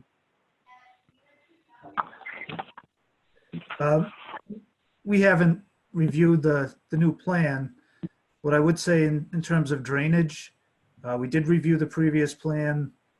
The infiltration basin is in the same location. I think what we'd want to confirm for the board is that with the revised layout, with the revised buildings, the capacity of the basin still works based on the amount of impervious area. I don't know that we need to go back and re-review all of the infiltration calculations, but I think the board should verify that based on the new layout, the size of the basin is still adequate and the drainage layout itself on the site is adequate. Yeah, and I believe I can satisfy Mr. McGrath's concern with that, with the HydroCAD and analysis that we've done. That, you know, we looked at that before this was submitted, so I don't have any problem getting that into their hands. You okay with that, Al? Yeah, of course.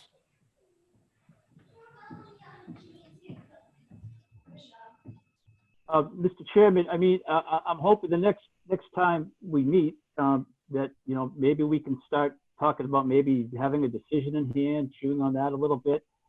This, you know, this project, it's been a series of fits and starts. You know, and again, I think it's a little bit, some of it's on us, you know, some of it's due to scheduling in holidays and people being away and all that good stuff.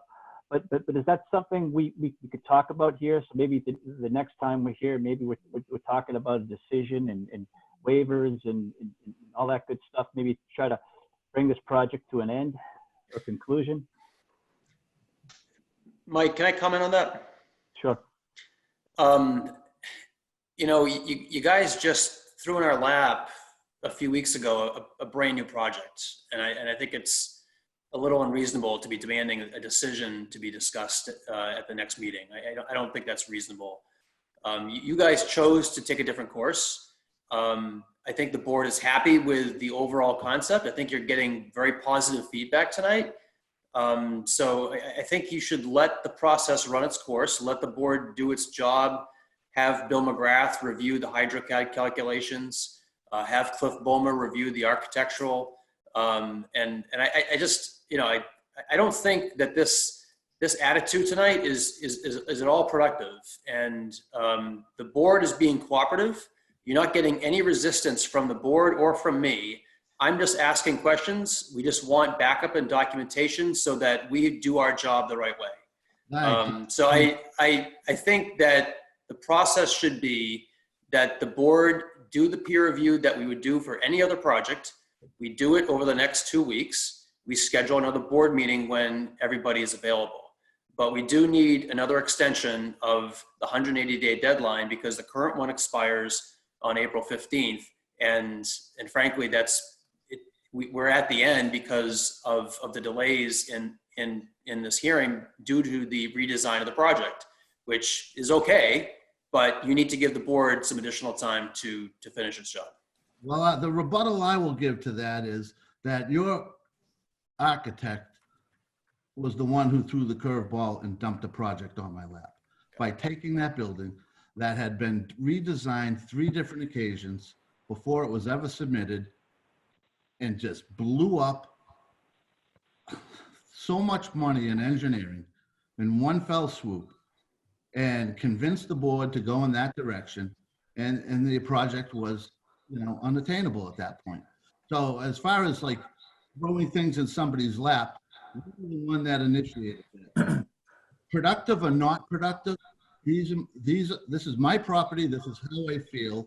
This is a byproduct of where you have taken this, because basically you have been the chairman on this, and you have steered the project in a certain direction. And I feel today it's time for me to push back. All right, this is a good project. I'll agree, and I think, and this is reasonable, that Bill McGrath, my architect, and Rich McCarthy review the architectural, maybe tweak it some. I think that's how it worked in previous 40Bs that were actually closer to the center of town than this one. So, that's reasonable. I'll agree to that. As far as the civil engineering goes, Bill McGrath has signed off on the civil engineering already. No, he hasn't. He's reviewed it multiple times. No, he has not. He has not reviewed this project. This is a different design. This has to be reviewed. The road in is the same. The drainage is similar. These are things that can be worked out in a plan set after the plan is approved. These are plan set engineering issues that can be worked out after the approval. This doesn't have to be a definitive subdivision approved. 40B allows some of the engineering to be put off until after the approval. Things that are obvious, that are attainable, and drainage is obvious and attainable here. Access egress is obvious and attainable here. You're the obstacle here, Dan. All right, and it's obvious. I don't know why I don't know if it goes back to me not agreeing to pay your attorney fees, but ever since I didn't agree to pay your attorney fees, things have not gone well for me with you. And I just think that's a little bit of a conflict here. So, these are my feelings. I'm going to air them out. They're legitimate feelings, because I didn't pay your attorney fees, you're pushing hard.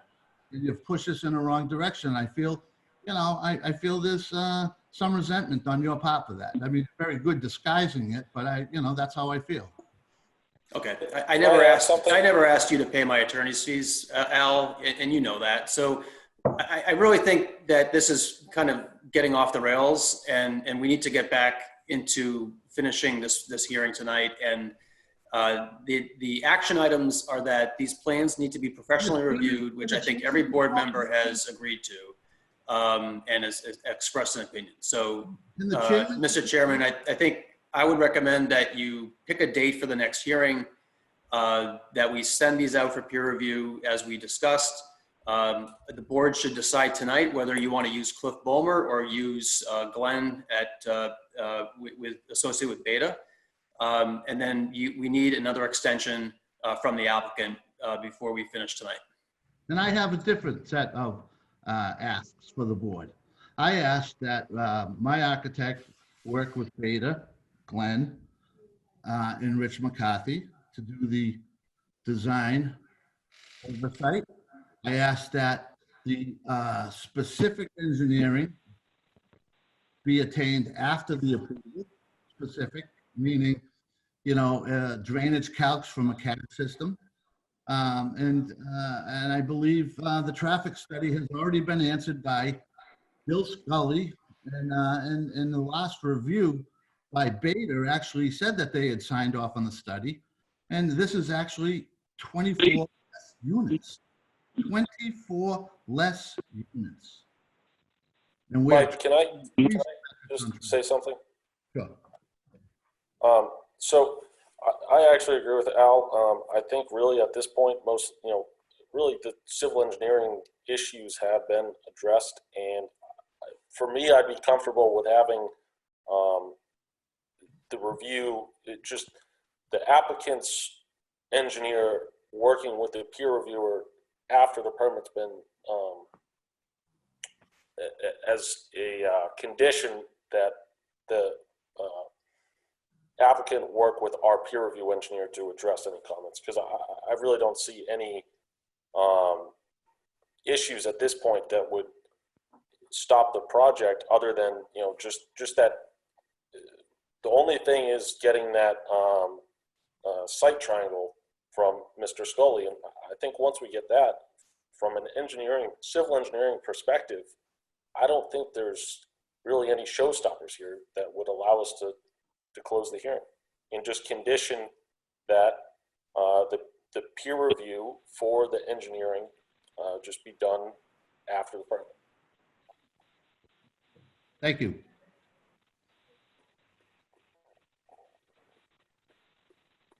I would agree to have Mr. Scully do that traffic triangle, along with having Bader and my architect and Rich do the architectural tinkering, and we can and we can approve this thing. And believe me, nothing's going to get built until the engineers are satisfied. That's what they do. And just one more comment with respect to Cliff. My understanding was that we had brought him on because he was experienced with large-scale buildings in town centers. And I personally wouldn't have a problem with Beta doing the architectural review at this point for a smaller scale buildings.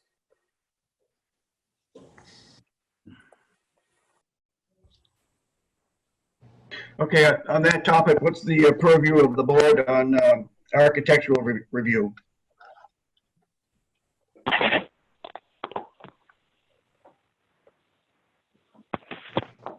Don, Joe? Well, this is Joe. I just make sure I want to make sure we do have what we consider an appropriate review, a peer review of the architecture. If that's done with Beta and Glenn, whatever the board feels satisfied, at least we have to make sure we've peer reviewed what's been presented to us. Right. Which direction do you want to go in? Do you want to use Beta or do you want to use Cliff? That's what I'm trying to get a sense of from the board members. Devin's comfortable with Beta. What's your opinion? I think I'd be comfortable with Beta in this particular case. Yes. Okay.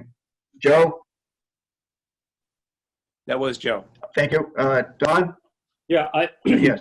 The project is certainly significantly different than what we saw before, and my compliments to the developer to putting together something that certainly has some great I'll call it curb appeal that we didn't see before, and based on the fact that we were utilizing the architectural designer for large complexes, which this no longer is, I would also concur with Joe that utilizing the services of Glenn through Beta, that I'm very comfortable with.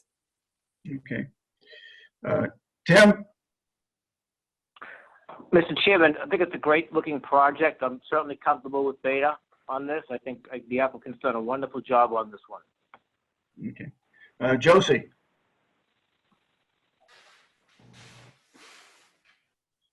Josie, are you with us? I was trying to unmute. I'm sorry. I'm Okay. certainly comfortable with that. I do see I do see a great improvement. I'm not sure, Al, I've met you on a couple occasions. If you really thought about the character of the town when you were designing this. It says New England. It even says property ownership. I know you're going to be renting them. Am I correct in assuming that none of these are going to be for sale? They're all going to be rented? No, they're for sale. Oh, they're for sale. No more rentals? No rentals. No, they're for sale. The initial project had rentals, correct? Yeah, that's correct. I thought that's what the town wanted, an apartment building to get to the 10%. I wanted this type of project. Okay. You know, it's just a big waste of money, but I think we're at a good place now. Will any portion of it count toward the 10%? Oh yeah, 9 units. 9 units, okay. Well, a great improvement, and I'm in support of it, yes. It sounds like your dog is too. I know, that Bella loves it too. My dog's Bella.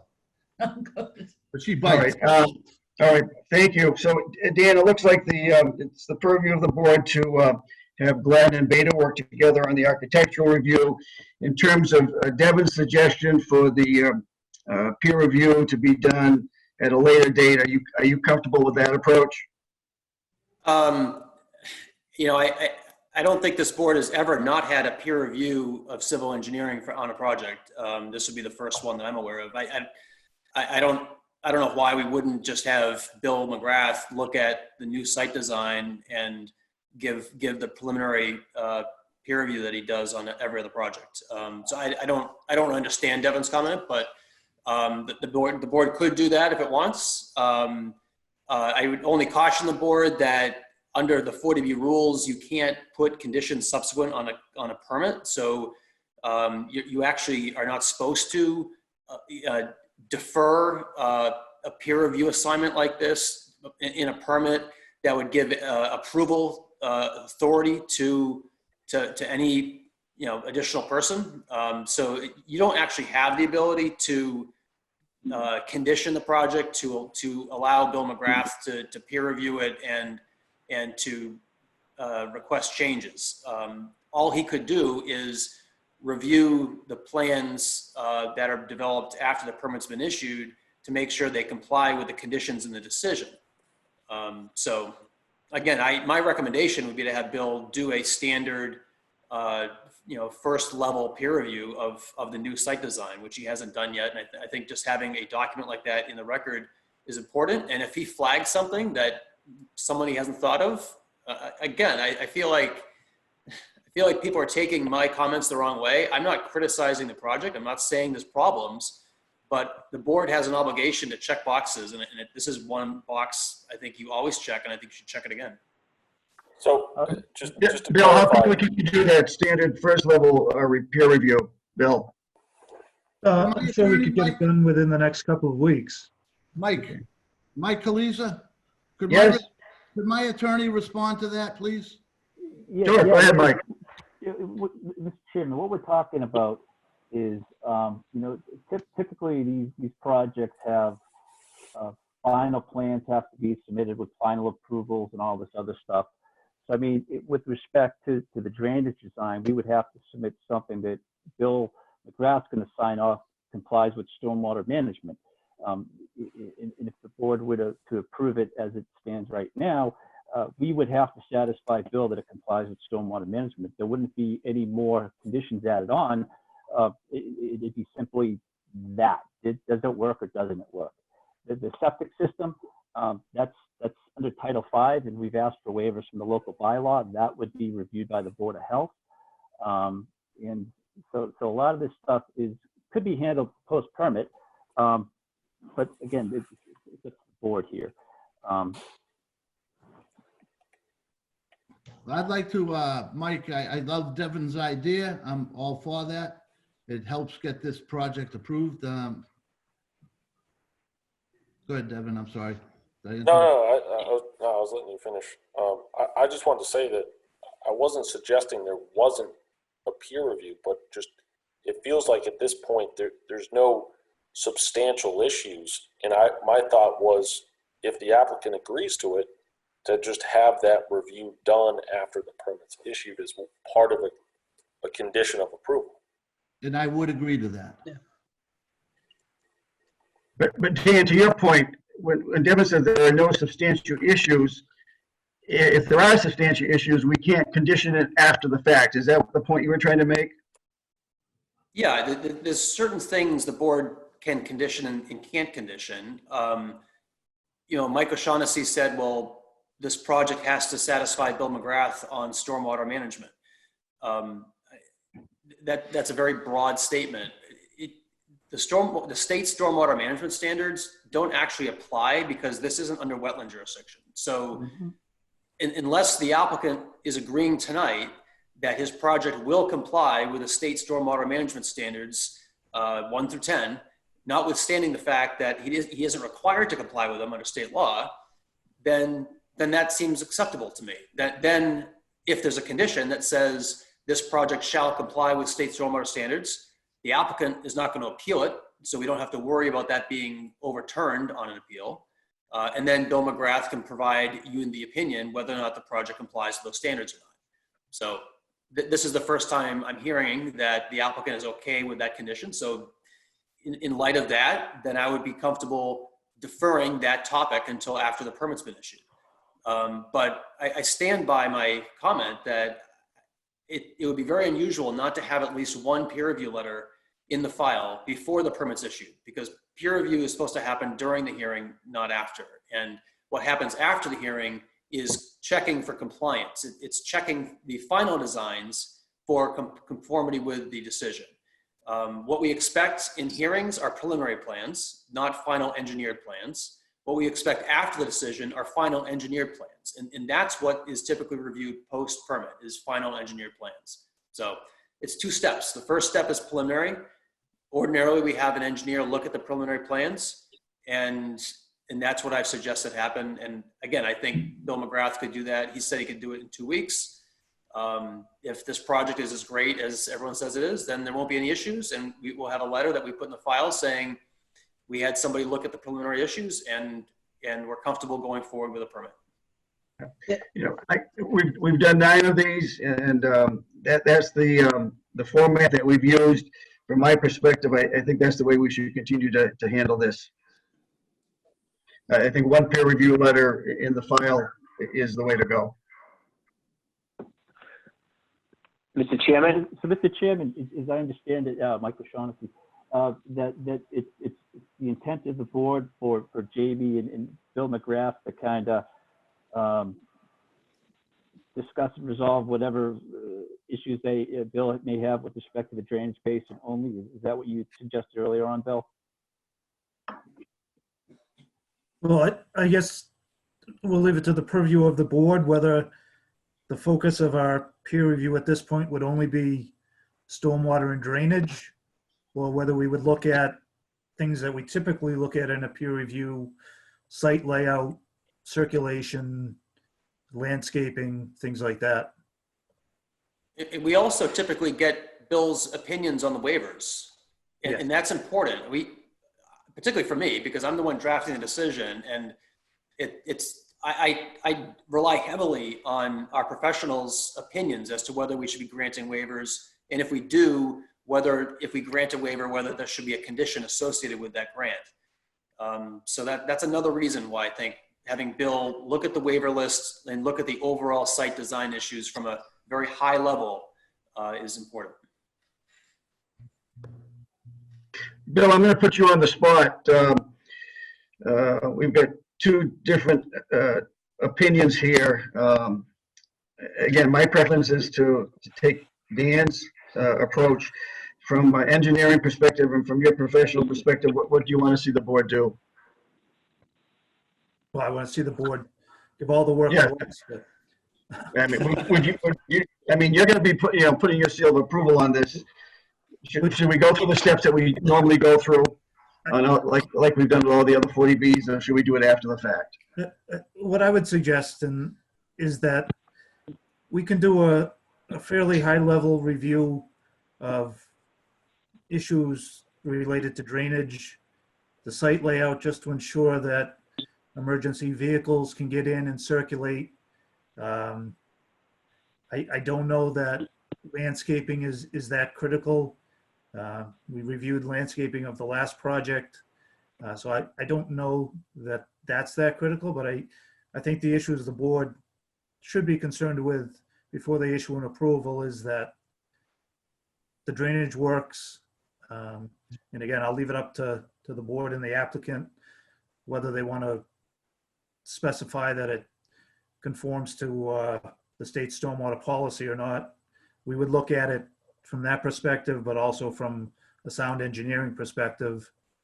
And then from a public safety standpoint, making sure that the site circulation works for emergency vehicles.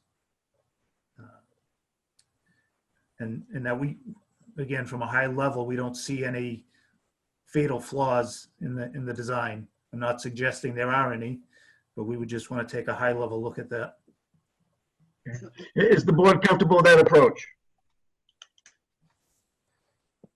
Yes. Yes. Yes. I think we required a peer review on every comprehensive permit that we've issued prior to issuing the comprehensive permit. And I think I have to defer to our attorney and his advice in this one. Okay, although if Bill has just laid out a more high level one that possibly could be done in a shorter time frame, then I would be comfortable with that. Yeah, so, Mr. Chairman, if I may, so Bill, what we're looking at is me being able to provide you with the turning analysis for fire truck, things like that, and the overall HydroCAD drainage analysis showing that the basin is sized appropriately for the site. And then after decision, we can work on micro watersheds, pipe flows, things like that to finish up the technical things that we know we can handle. I think so. Again, I certainly don't want to speak for the board, but I think from my perspective, that would give the board enough information to be satisfied that the site works, yep, that things are constructible and there's no fatal flaws. Yeah, I'm very comfortable with that because we've already done those analyses, and I can send that to Mr. McGrath right away. Dan, does that check off some of the boxes that you've been concerned about in terms of protecting the board and the town? Yeah, no, that's what I'm expecting is the high level review, opinions on the waiver requests, just general opinion as to whether this project is feasible. This is a high level feasibility question, and most of the other detailed questions can come after the permit's been issued, which is how we usually handle things. Okay, all right, good. So I think we've got that settled. We've got the architecture settled. And the third piece, are we all settled on what we need for traffic, the site triangles and the distance documentation? Are we all settled on that issue as well? I think so, yes. I think so, Mr. Chairman. Yes, I agree. This is Joe. Okay. Yeah, there was one question about the elevation, the change in elevation is from the site. That's what we're talking about. Yes. Right. That's going to be addressed as well. I think Bill Scully said he already addressed the grade change in his memo. So as long as that's been addressed and accounted for, then we should be fine. Okay. All right. Good. Thank you. All right. So the next thing we have to discuss is meeting. What day, Amy? What days do we have available for our next meeting? Mike, you have April 15th, and the next meeting you have available is May 20th, 2020. May 20th. May 20th. Okay. Every 2 weeks. We've got on April 15th, is April 15th too soon? We have one hearing. We have the Meeting House solar hearing on April 15th. Is that going to give everyone enough time to pull everything together? It certainly does me. Bill, is that cutting it too close for you? No, I think we can do that. The only thing I would say is that we do need a little bit more money to complete this part of the review. So I can send over a scope and estimated fee tomorrow to the board and to Al. Okay. Okay. Is that part of the stimulus package? If you want to pay us $2 Chairman, is there another date after the 15th? The 27th, the 29th, a possibility? Amy, are those dates possibilities? Well, the 29th is the 5th Friday of the month, so we wouldn't normally schedule anything, but I don't know any reason why you couldn't. I'm going to assume we're doing this on the 29th again. I'm sorry, what? I'm assuming we're going to be doing the Zoom meeting again on the 29th unless things change. Yeah. We're zooming. Yeah. Was the 27th an option, Mike? That's a Monday. Or it's a Monday? Oh, yeah. And the other one was the 29th? Yeah. That's a Wednesday? Yes. Mike, I can't be here on the 29th. Okay. How's the 27th work for everyone? That's a Monday. 22nd, maybe. Yeah, I mean. 22? I mean the 22nd? 22nd, Mike. We're going to be doing a Zoom meeting. Is there any reason we can't do it on Monday? I'm in quarantine at my house, so I mean, I'm available really whenever. Yeah. I don't think we're restricted to the day of the week with this new format. No. What about the 22nd, Amy? We don't have any town conflicts, do we? No, 22nd is fine. Dan, Mike? I'm free. That works for me. It is Administrative Professionals Day. You know, just saying. You can stay home, Amy. All right. Is everybody clear on what everyone has on their to-do list? Dan, have we missed anything? Is there anything else that we failed to capture here tonight? Yeah, two things. First, what do we have on deposit for peer review fees? Amy, do you know? I'll have to check that. I think there's around 5,000 still left that was geared toward architectural, 5,000 and 5,500, and maybe about 1,200 in the civil. Okay, so Bill, what do you expect your fees and Glenn's fees to be? I would say probably around $7,000 or so, $7,500. Okay, so we do need another deposit from Al. So can we get a commitment as to when that can be made?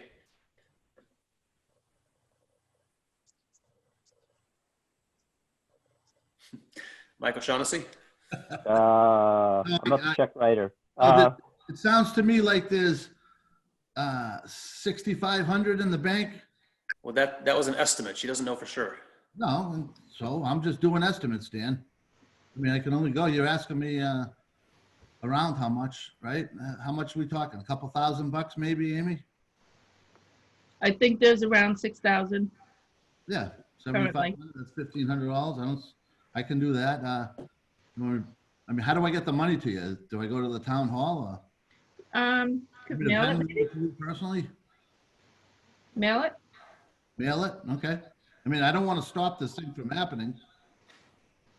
So Bill, will you send some in writing of what your quote is, and then I can check the amount and let Al know what it is? I mean, I'll agree by email, Amy, to pay it. So Al, you could also just call me. I'm usually in the office on Monday and Wednesday, and actually Rich is there all the time too. Somebody can meet you like in the parking lot and do get the check there, or you can put it in the Dropbox. We have a Dropbox as well. Yeah. I mean, we have $6,000 to work with right now, right? So it's not gonna hold it up from today on if I bring it Monday. Yeah, actually, and the best thing would be to just put it in the Dropbox. Okay. So, excuse me, I'm a little confused. Are we having this meeting on is this going on the 15th or the 22nd? 22nd. So we do have a meeting on the 15th as well, just so everybody. I understand that, but 194 is going to be on the 22nd, correct? Yeah. Okay. Yes. Okay, and Mike, how much money do you want Al to deposit to replenish the peer review account?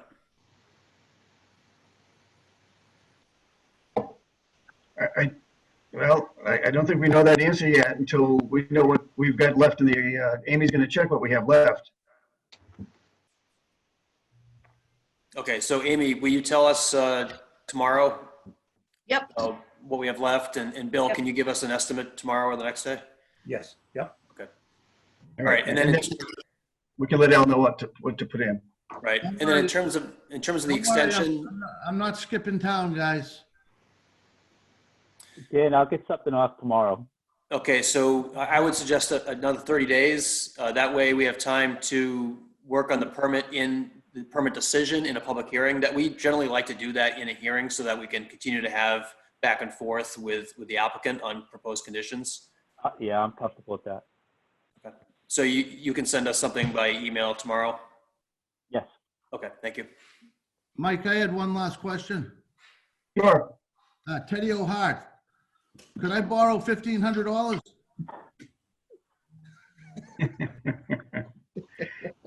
He's muted. No, thank you. Mute Al, please. These guys think I'm gonna skip town, Teddy. All right. Okay, so make a motion to continue the public hearing to April 22nd at what time, Amy? We can do 7 o'clock, I guess. There's nothing scheduled. Right. Okay. Okay, so I so move.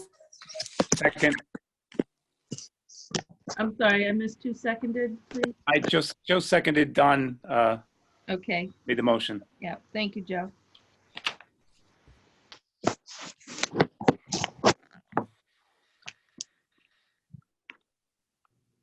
Who's, okay. What happened? I couldn't hear that. Did we get a second on that? Yes, we did. Don made the Oh. motion and Joe All in favor, all in favor? Aye. Any discussion, all in favor? Aye, okay. Aye. Aye, okay. I think everyone voted in the affirmative. Thank you. Thank you. Thank you very much. All Have a right. good night. Chris, before we start the next meeting, can we take a 5-minute recess? 5-minute recess, sure.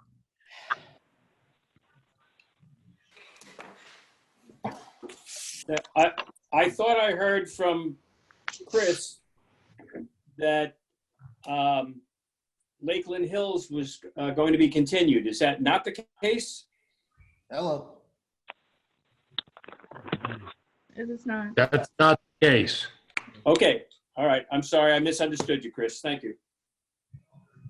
Okay. Bye.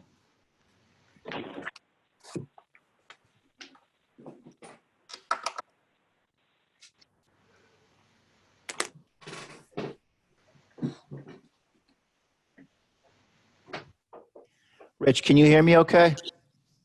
Yes.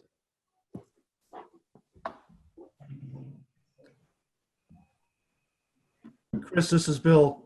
Do you need me to sit in for this?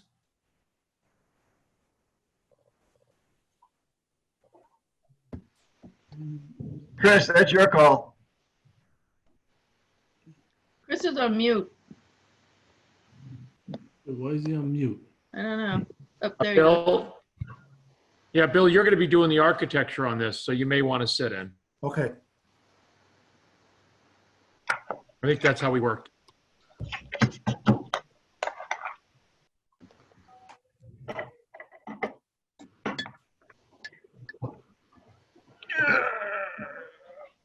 What's in that cup, Chris?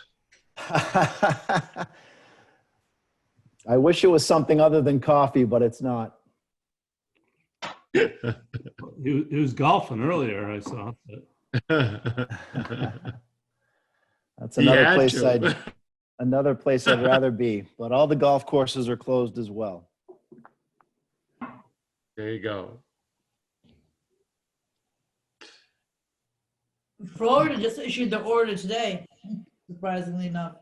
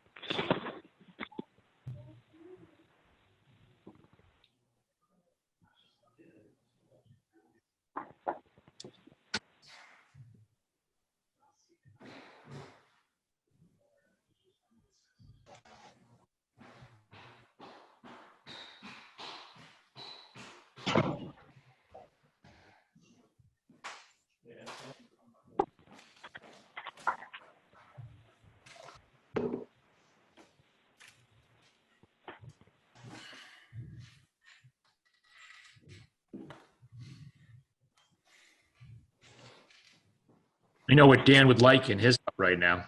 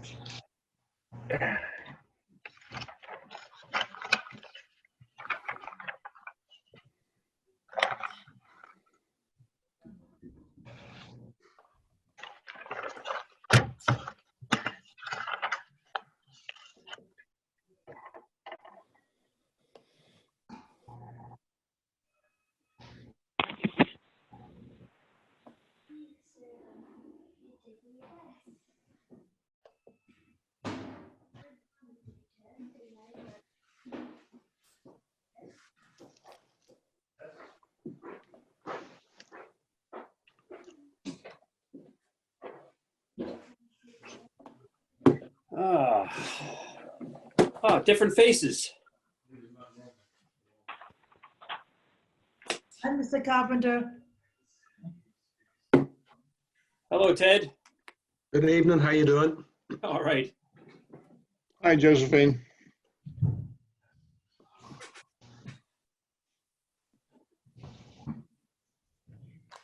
The only chance I get to meet my neighbors is on Zoom. Crazy, crazy world.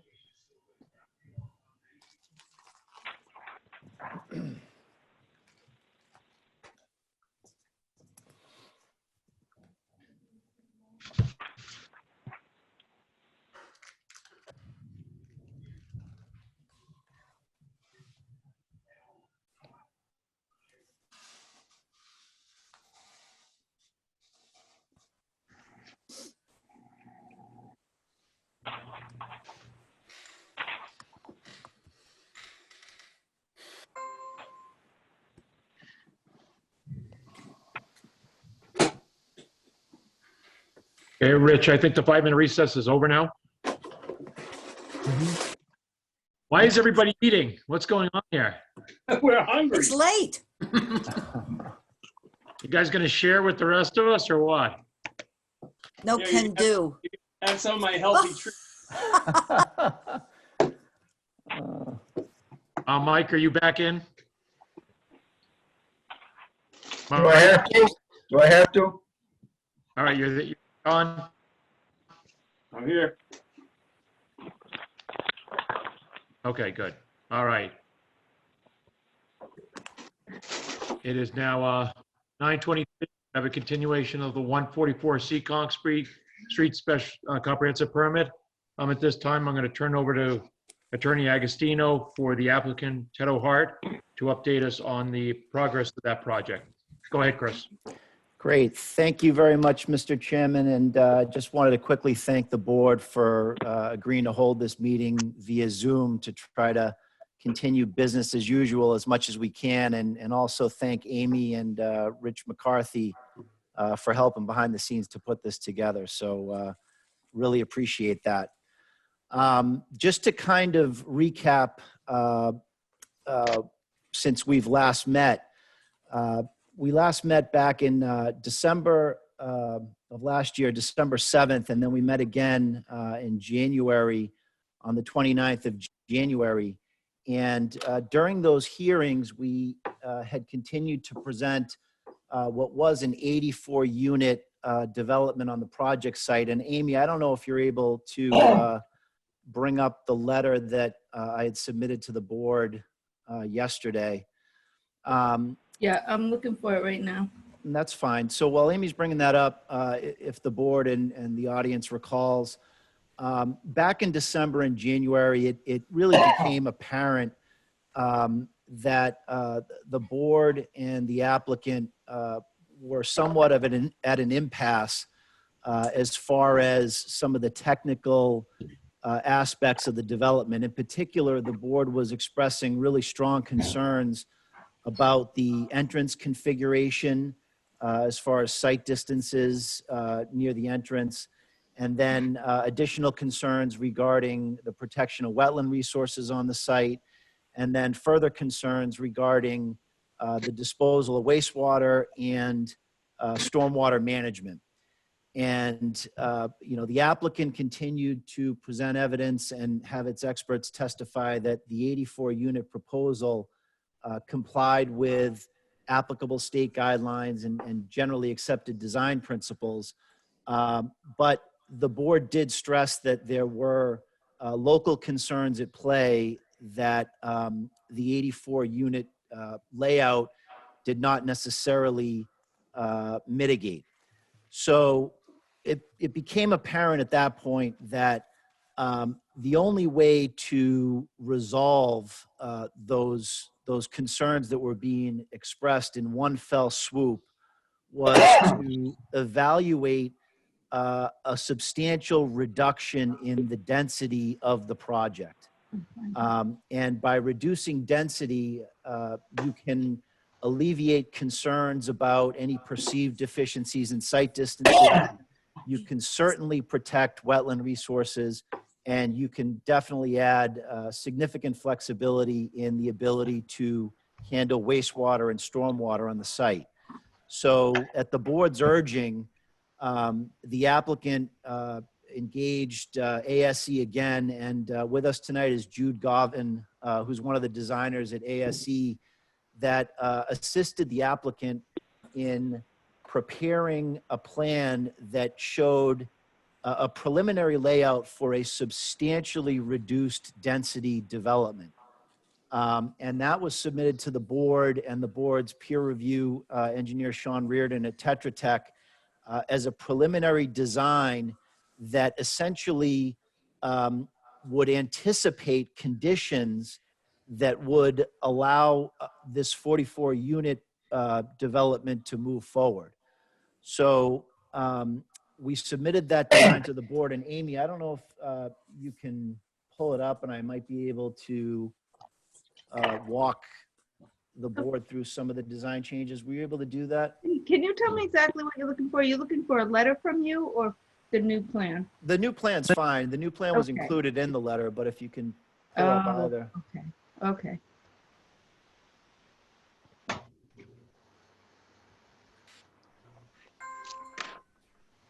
There we go.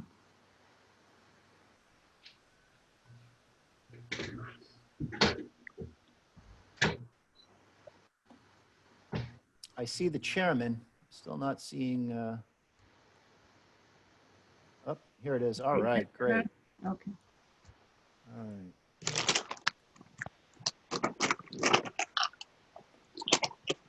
So Amy, I don't know if I can control that. Click. Yeah, just hit approve. Okay. All right, so that was the cover letter submitted to the board, and attached here, if everybody could see it, I'm sure the overall site configuration appears somewhat familiar, but as you can see, we've substantially or proposed to substantially reduce the density of the site to now provide for 16 single-family homes that you can see in this area here, and 28 duplex townhomes in 14 buildings identified here.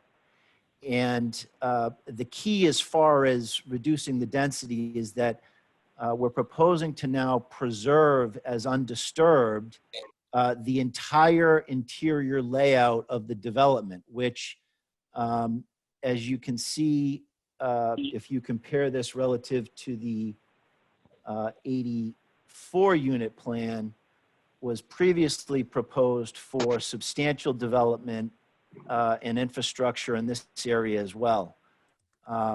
So some of the vital statistics showing the changes are accounted for down here in this little table that shows we're doubling the amount of open space on the site and reducing the amount of impervious area by a third. One of the other design improvements that we're proposing, and if you recall at the last hearing and the hearing before that, we had detailed discussion about the entrance configuration. And although we demonstrated that we generally meet AASHTO standards with the road layout as shown on the 84 unit plan, we're actually proposing to move the entrance further to the north on Seekonk Street, which would increase sight distances looking to the south, which was one of the board's concerns. But that coupled with, again, a dramatic reduction in the number of units serves to mitigate concerns about traffic where you now have substantially fewer vehicles exiting and entering the site. The revised layout eliminates the need for a wastewater treatment plant and a groundwater discharge permit. We're now proposing that these single-family homes be sited on individual deeded lots and served by individual septic systems. Oh. And then the 28 townhomes are also going to be served by common Title V septic systems. So the townhomes would be a separate permitted as or established as a separate condominium. The entire site obviously subject to a homeowners association, but the townhomes would be a Title V compliant septic system, and you can see the just proposed layout of what the sizing of those leaching fields would generally look like. But the idea is, where we've poked holes in this site, we've now established active monitoring wells, and did a lot of detailed groundwater modeling, and we did a detailed analysis and had extensive discussion regarding wetlands on site in the context of an 84 unit project. Whereas you can see now where we're substantially maintaining open space throughout the entire middle of the site. Also, in this area here where the board had some concern about this little small extension of the wetland resource area in the site, we're actually able to now preserve that by moving the road.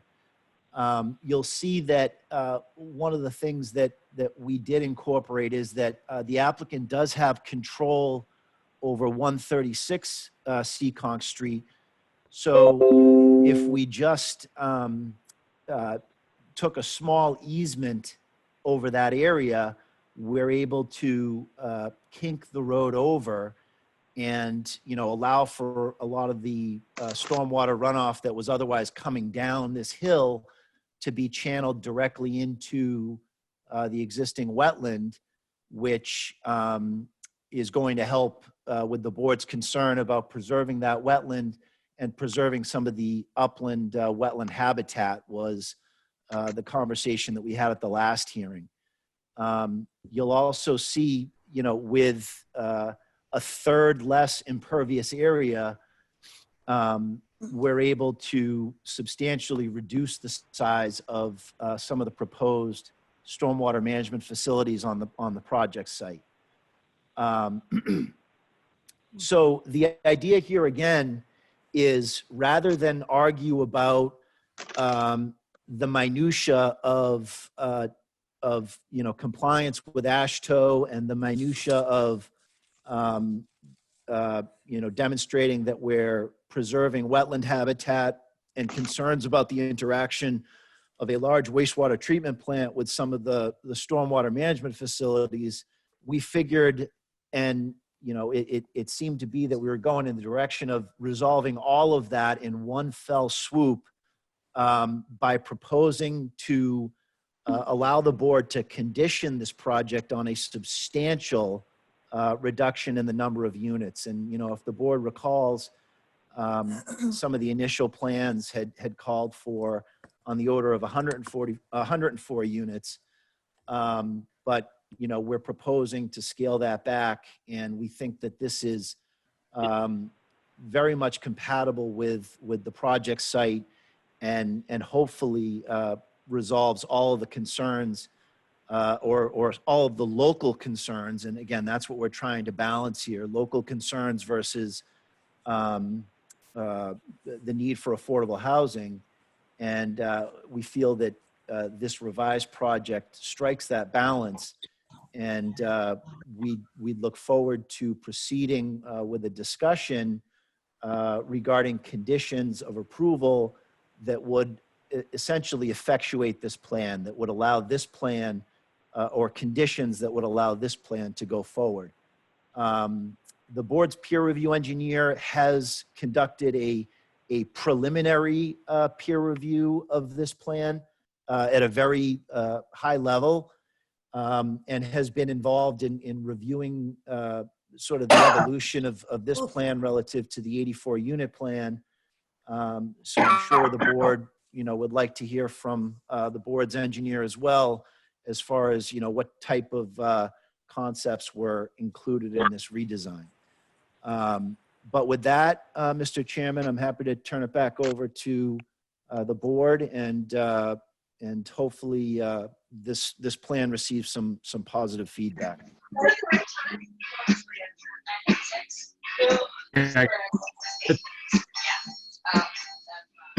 Rich, are you able to mute everybody again? All right. And,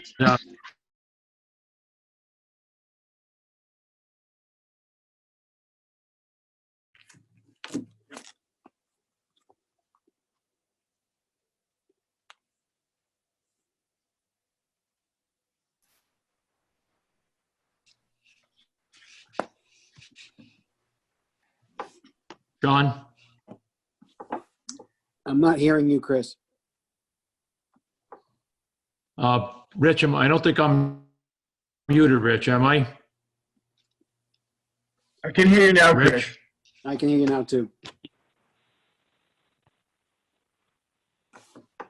Can you hear me now, Sean? I can. I heard that last part. Sean? Coming and going.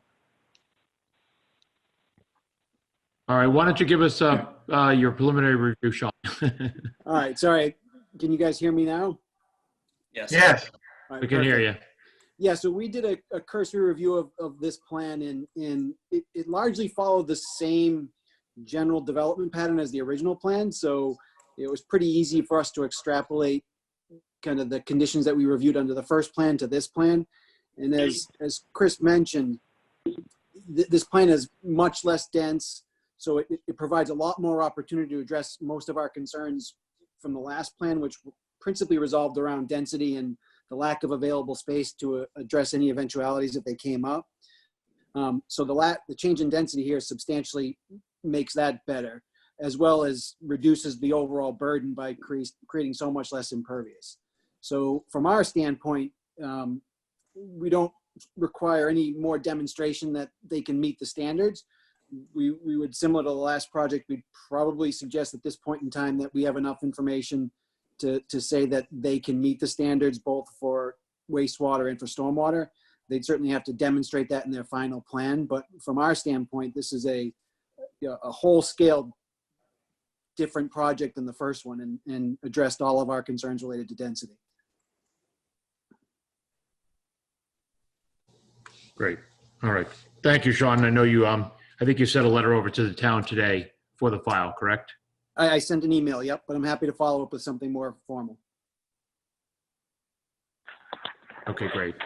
Dan, Attorney Hill? Yeah, I'm sorry. Did you want me to comment on anything particular or just my overall impressions?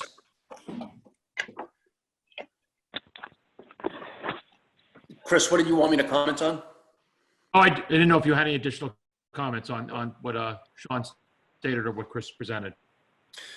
Yeah, so my overall impressions are that this project substantially mitigates the impacts that we identified with respect to site distances and the environmental impacts, particularly the wetland and the stream impacts on the site. We met with the applicant to discuss the location of the stream and the road, and the applicant did shift the road further to the west, pushing it further away from that stream that Marty Nover had identified on the site and further away from the wetland that's been delineated. So you can see that curve in the road on the west side along the western boundary of the property. This site plan also proposes to convey some additional land that Ted O'Hart owns on Seekonk Street and convey that to the project site, which enabled that road to be pulled further to the west. So that's an improvement as well, and that was an accommodation that the developer made. With respect to the site distances, the site distances are still deficient, but because this project is now 44 units instead of 84 units, it's the threat to public safety is substantially diminished. So it's still there. There's still some concerns. And I would recommend that between now and the next session of the public hearing that we review again the intersection and identify any improvements that we can make to the site distance situation. When I was out on the site a few weeks ago, I noticed there was one particular tree just north of the project site, which now that I've looked at a plan is a 24-inch pine tree that looks like it's straddling the property line of the abutter as well as the in the right of way. So if that tree can be removed, then I don't think there's a site distance issue looking in that direction. But again, this is something that I think we can evaluate over the next few weeks before we finalize the decision. So yeah, in general, my comments mirror Sean's, that this is a really radical improvement to a project that we had some serious concerns with before. To me, it's actually a very nice project, the way this has evolved. Thank you, Dan. Questions from the board for the applicant at this time? Just state your name and ask your question. Mike Kaliza. Yes, thank you, Mr. Chairman. No, Ted, kudos to you and your team. Very nice project. And from my perspective, it's very compatible with the project site, and you guys have done a great job. Thank you, Mike. I appreciate that. Devin? Yeah, so I really like the new layout. I think it looks like it preserves natural resources quite a bit more. Dan commented that the site distances are still deficient, so I think we'll want to talk about that later. Okay. And this is Joe, Mr. Chairman. I echo Devin's comments as well. Okay. Don Hanson? Sorry. Josie? Yes. Don's talking, he's on mute. Oh, there he goes. All right. Anyway, yes, I would echo the comments that we just heard. I guess I wish we'd heard this. I wish we'd seen something like this 18 months ago. We could have saved a lot of money and a lot of time. But Chris, you should have advised your client better, Anyway. I told him to go back to 84. I tried to. I'm sure there'll be some. Here's the last thing. Josie, anything? Oh yes, I'm quite relieved. I was actually inside with my husband, talking to my husband's an engineer, telling him about the outcome here. Yes, I'm very pleased. It makes the most sense considering the the visibility issues and the land that you have to work with and the abutters and the integrity of the water. Yes, definitely. Thank you. I know you live on Seekonk Street, so that means a lot. Thank you. Thank you very much. Tim, any comments? Yeah, just a question, Mr. Chairman. On the site distance, has there been a change to that from a different layout or some removal of a tree or potential removal? I'm not sure. I'm not clear on that. I understand the reduction of units in the open space, and that's great. I just want to understand the site distance issue. If there's been a change to that. Sorry, Mr. Chairman, I get this. We did move the driveway about 35 feet to an area where our engineer said was the ideal spot to give the maximum visibility. So from the 84 unit layout, this driveway has been pretty much centered in the lot. So there is a substantial improvement on the site distances with this layout. If we Great. scroll down, if Amy's able to scroll down to the 84 unit design below, you'll see the different location of the entrance. Gotcha. I see it. Yeah, thank you very much. You're welcome. Thank you. I did have one Tim, question. I'm sorry to interrupt anybody. In the beginning, it was mentioning 14 townhouses, and then I heard again 28. What is the? It's 28 townhomes and 14 buildings. Bless you. 28 duplexes in 14 buildings. Can you repeat that again, please? I'm sorry. It's 28 duplexes in 14 buildings. Okay. Oh, so it's 28 total units. If we scroll back up, thank you, Emmy, please, when you have a moment. So there's there we go. There's 16 single family homes around the outside perimeter. And then across the wetlands, there's the condominiums that are going to be duplexes. And you'll see those, they're quite substantially different in the layout. So those are 14 duplexes, 28 units. Exactly, yes. Thank you very much. You're welcome.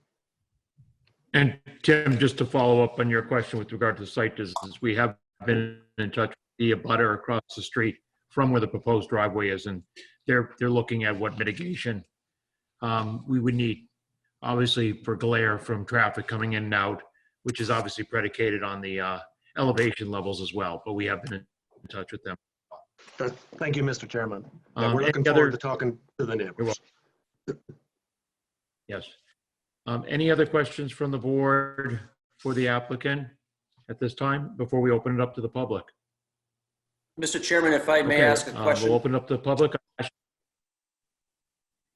Who's speaking? Mr. Chairman, can I ask a question about the site distance? Sure, who's speaking? It's Dan. Oh, Dan, I couldn't make out your voice. Go ahead. It's the professional bomb thrower.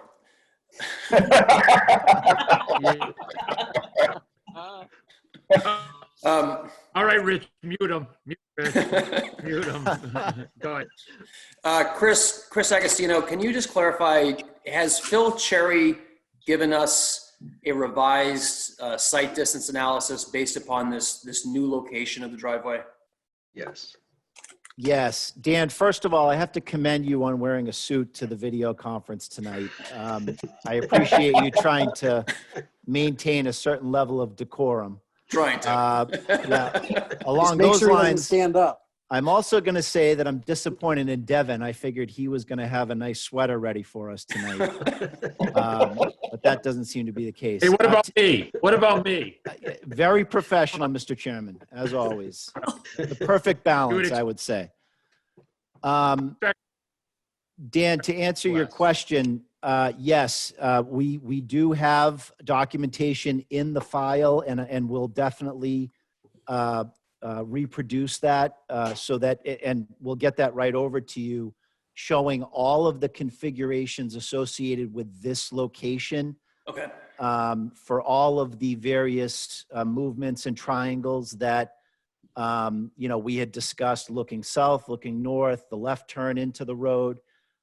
This location was really zeroed in as the best location for the roadway. Just so everyone knows what the two, if we're going to call them deficiencies, for the sake of clarity, can everybody hear me? Yep. Yes. Okay. Problem. For the sake of clarity, the deficiencies that Dan's referencing, although I'll politely decline to agree they're deficiencies, but what the issues are is that at 14 and a half feet back from Seekonk Street, okay, where a car is 14 and a half feet back, there is a small triangle at the corner of the Cullen property here, and a small triangle at the corner of this property that are clipped at 14 and a half feet back. at 10.5 or at 10 feet from the edge of pavement, you don't get those clips. So there's documentation in the file that articulates that in detail and describes why that condition is safe. And then the other quote unquote deficiency is a vehicle traveling what is southbound on Seekonk Street and turning left into the driveway. If you, it's the, Phil articulated this, and we can go back to the hearings, but there is a slight deficiency looking southbound or a car coming northbound. But again, there's documentation in the file as to why that's safe even under the AASHTO guidance. But then I think the answer to the question generally is, and as Dan pointed out, any deficiency there is mitigated by the substantial reduction in units. But we will make sure the file is clearly papered so that everyone understands why this layout's the case. I think we'll get the file complete in that respect. And Chris, just so I'm clear, I believe that Phil Cherry had given us an analysis of an alternative roadway location on February 11th. And I think that's the same location that you're showing now. Is that correct? Or is it? Without seeing that February 11th letter in front of me, I'm 90% certain that's it. So the answer is yes, Dan. I think that's it. Yes, I'll just jump in here, Dan, Mr. Chairman, if that's okay. That letter on February 11th, that is this revised location. You already have all that information, Dan. Okay, great. Thank you. From our traffic engineer. Thank you. Yep. All set for the moment, Dan? Yes. Okay. All right, so we're going to open it up to the public. Again, we just asked you to state your name so Amy can put it in for the record that we can record it. So go ahead. Anybody has any questions for the public, raise your hand so Rich can identify you.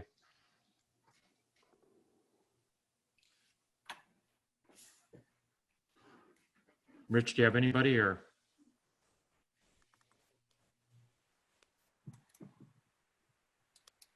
I'm not sure how to raise my hand. Just state your name and Rich and we can get you on. Okay, Silvana Della Camera, 134 Seacon Street.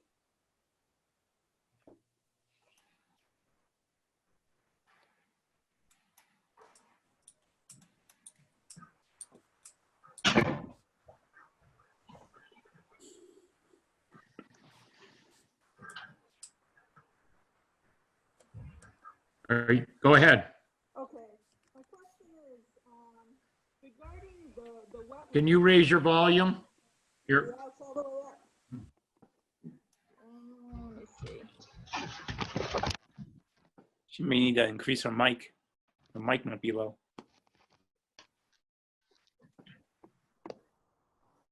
Let's see if I can increase it.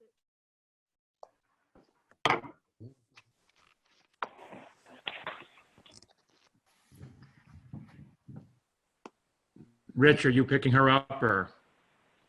Can you hear me? Can you hear me? It's very, very low. It's very low. Oh, I got you now. Yeah, we hear you. So in terms of the wetlands themselves, what exactly is being put in place to properly protect them going forward? Once this project is final, what's being put in place to protect the wetlands and the vernal pools and any natural, remaining substrate that's there?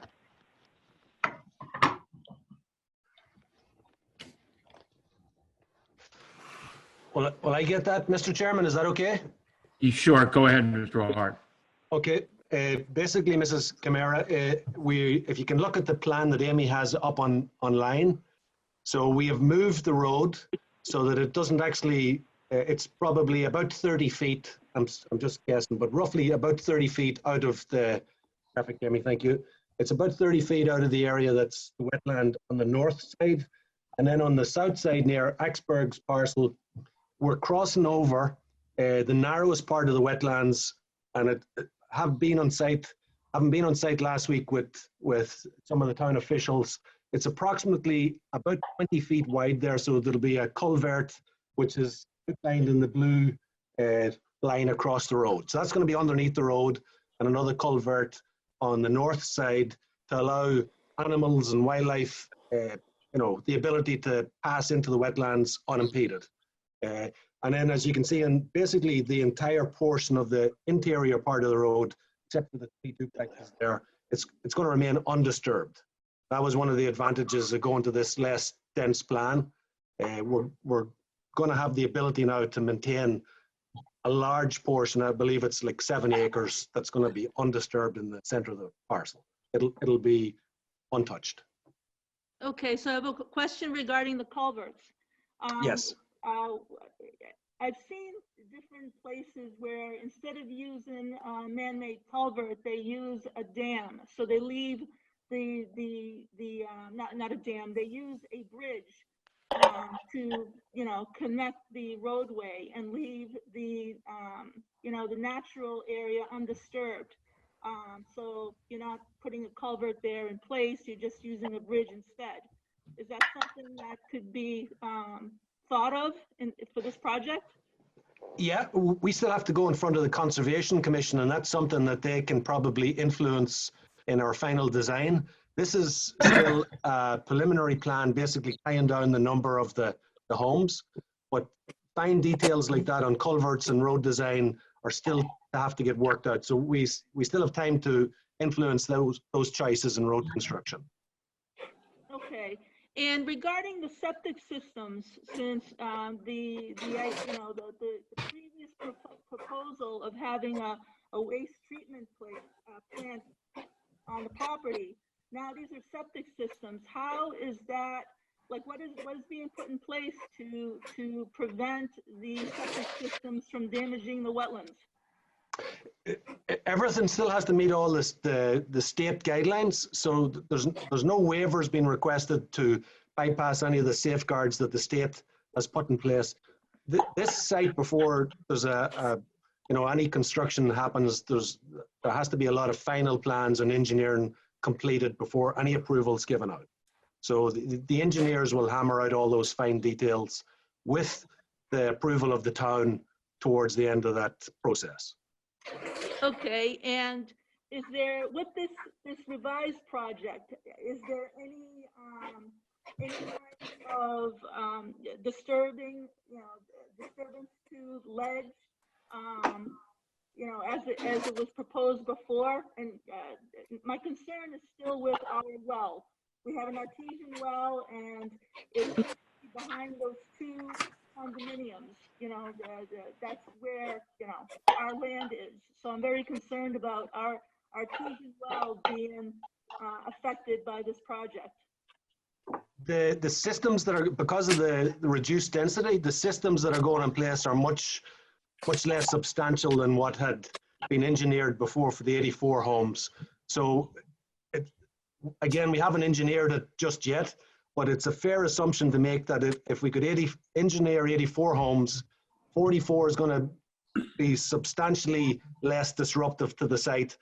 And with the 84 homes, we'd already determined with a lot of extensive testing that there was going to be absolutely zero impact to all the neighbors' wells within 1,000 feet. We were required to do all that testing to get the approval to go forward with the 84 plants, which we did obtain. So with this being a reduced project, we're expecting zero impacts. Okay. But we'll get to that, yes. And are these homes, what is the water? Is it a town water fed, or do they have wells as well? No, this has always been a town water project from day one. Okay. Okay. Okay, thank you. Thank you. You're very welcome. Thank you. Thank you, Ted. Good job. Sean, do you want to add anything to that or no? Yeah, I just wanted to add that with the change to individual systems in lieu of the wastewater treatment plant, now what we have is the discharges are distributed across the entire site. So what you have is a much more gradual discharge over a much larger area, so less likely to have problems in that situation. Thank you, Sean. Rich, do we have any other questions? Mr. Chairman, I'd like to speak. Karen Clark. Good evening, Karen. Go ahead. Yes, couple of questions. I'm just curious why the development has ended up being 16 homes and 28 condominiums. In essence, it somewhat creates two entirely different neighborhoods. And my belief, my understanding of what a 40B project is to be is something that is, the affordable units are to be equally distributed among the development. And in essence, I feel like we really have two different developments here. We have single family homes and then a condominium complex in the rear. And I'm curious as to how the applicant intends to distribute those 40B units and why the applicant didn't consider single family homes in the rear of the property as he did towards the front of the property.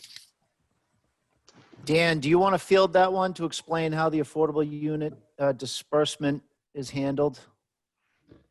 Yeah, I can address that. The affordable units will be dispersed among both the single family homes and the condos. So it's not that the affordable units will be clustered in the duplexes. They will be evenly dispersed throughout the site, and that's not actually something the zoning board controls. That's something that the subsidizing agency that's reviewing this project, which I believe is Mass Housing, that they would insist that that happen that way. And then, Ms. Clark, I can address just quickly your other comment. If you recall, the wastewater treatment plant was proposed, and if you look at the screen, in the same area where the condominiums are now proposed at this area. That's because we have very good soils back there. So it's more conducive to a combined system back in that area that can serve the more dense condominium area here. So that's why you see more dense housing here and the single families up here, because we can perk individuals here. We can't perk combined here, and we don't want to pump it all back to the back. So that's why you see the more dense towards the back. So that's the answer.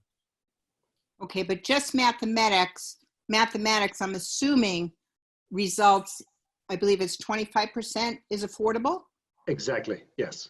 So Yes. simple mathematics would put more affordable units in the rear of the property versus the front of the property. Because of the fact there's 16 homes and 28 condominiums. Well, no. So there has to be a proportionate number of affordable homes in the single family. So of the 16 single families, 4 of those will be affordable. Okay, so it's the same 25% proportion. So we're not selling all market rate single families. We can't do that. Okay, so 4 will be in the forward section and 4 will be in the rear section where the condos are. More than 4, 25% of the condos. 4 and 7, I believe it is. Yeah. 25% though, yes. Good math, Ted. I didn't know there was going to be math tonight. Yeah. Okay, and just to reiterate the former question, are we to understand that the center section that shows a treed area where the wetlands and potential vernal pool flow through will be left as natural, as is? Yes, actually. Yeah, that Exactly, was a real design linchpin that Dan and the board had seemed to push for from the start. And we are going to be able to actually keep a lot of that in its natural state, and some really, really nice design features as well. I think Sean Reardon might be able to explain that a little better because he's seen it and what we're trying to preserve there. Okay, and last question. Does the board feel that it would be of any value to certify the potential vernal pool that was outlined in Beta's report? So I can speak to that, and I think number one, that area actually does not physically qualify as a state certified vernal pool. It's not deep enough. There actually is an outlet. We could show that, but regardless, okay, certification of the vernal pool,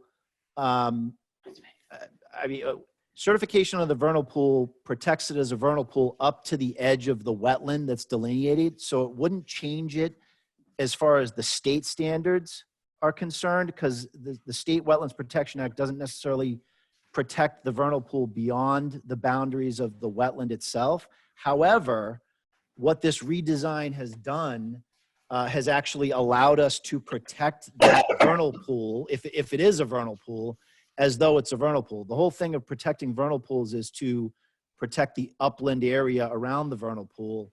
And we've done a lot of that with this redesign. We've moved substantial regrading away from that. So we've specifically accounted for that resource area that you're describing in this design. Can you point out the area in which the beta report showed a potential of a vernal pool? So down here, see this area right here? Yes. It's right here. Okay. Okay. So now, as It's you can actually- see, we have all this area around it. So it's down in this area. Okay. It's inside the dotted area where it balloons out, right there, under the cursor. Okay. And finally, I would just reiterate what Silvana shared with the board, in that I too believe, rather than culverts, bridges should be designed. It is the preferred method by the Department of Environmental Protection to protect wetlands, and those wetlands actually feed into Stop River, which is part of an AE flood zone. So I think it's very important to protect those wetlands that run through that property that actually feed Stop River. Thank you. We'll definitely look at that. Thank you. I appreciate it. And Karen, similar to the enclave, and I think Ted touched on it earlier, is they will have to go before the Concom, and they will have to actually present what they plan on doing for those bridges or culverts. And it's actually the Concom that will actually approve what they present. And they've done the same thing actually over at the enclave off of Village Green. So, which you might want to, if you look on the file on that, you'll see what they're doing with the developer, Tommy DePlasto. Okay, perfect. I Good appreciate questions. it. Thank you, Chairman. Rich, any other questions coming across? See any other hands up? Looks like Miss Gersha has her hand up. Oh, okay. Go ahead. Okay, thank you. Thank you to the board. I have a question to ask you. This is something that the Collins and I have talked about before, and it has to do with the speed on Seekonk Street, which can really vary depending on the time of day it is. And we've noticed that in general, there's periods of time where the speed increases along Seekonk Street. Hi, this is Peter Chitzen. I'm sorry. So what I was wondering is what kind of traffic control devices are you planning? Because when you really look at it, it's going to probably be about a half a mile before the project and half a mile after the project, but it's to notify people that there's now a housing project up this hill where there basically used to be woods before. I'll let you handle it, Chris. I know, Deb, the one thing is, I think Dan touched on earlier as well, is that we're going to work with the applicant and his traffic engineer to provide us with some site improvements at the next meeting, what they propose for site improvements. Some of those would be traffic signals or what have you. But we are going to ask for that, what site improvements his traffic engineer would recommend for the site. Chris, I'll let you elaborate if you'd like to on that. No, you hit it on the head there. All of that is documented, I think, in that February 11th, I believe, letter that Dan referenced. There is an additional speed mitigation package, but all of that is very well documented at this point. And I'm sure, between Attorney Hill and the board's traffic review engineer, we'll make sure that there's adequate documentation in the file. Thank you. Does that help, Deborah? It does. One of the things that Devin was bringing up at one of the meetings was the electronic flashing signs can often go off as far as functioning. I believe he said, like, if you go into the evening period of time, the battery starts wearing on them. They're solar powered. And I was wondering what sort of devices are you thinking of having implemented along the street? Because I would say most definitely there's not going to be a traffic light that's going to be on the street. Right. So just to confirm, the site distances are based on a design speed that does not even account for the traffic mitigation measures, including the speed feedback design. So that's number one. We're accounting for essentially worst case scenario. I tried to get Dan to agree with us that we could account for the lower speed, but he just wouldn't have it. But in any event, with the speed feedback signs, they are going to be solar powered, and we are proposing to pay for those. So they are solar powered speed feedback signs that are documented to reduce the design speed. But again, to give you a level of comfort there, the setup we're proposing accounts for the higher speed. And there are also signs that Philip Cherry had identified in his mitigation package that shows precisely what we are installing. And I'm sure Ted can walk those over and share them with you so you can see exactly what it is we're proposing. Yeah, if I could just join in, Mr. Chairman, if that was okay. We're also more than willing to talk to the DPW and Rich McCarthy if they have some suggestions, because as everybody knows, I actually live on Seekonk Street. So myself and my family are also very interested in making this work. So if Rich has suggestions, I know there's several now in Norfolk, or the DPW, we're more than willing to talk to them and get what suits the town. That's not an issue. Yeah, what I think we're going to do is also, now that we have this new plan, Amy's going to ask all the departments to chime in one last time. And what we'll also do is make sure that that Phil Cherry's mitigation package for the traffic goes through Rich and through the DPW to get their input on what signs they would recommend as well. Okay. And I also had one more question also. Typically with a development, you need two ways, either in or out. And I was wondering if the fire department has seen this development, and if they've weighed in, if they're comfortable with just basically one entrance / exit out of this development.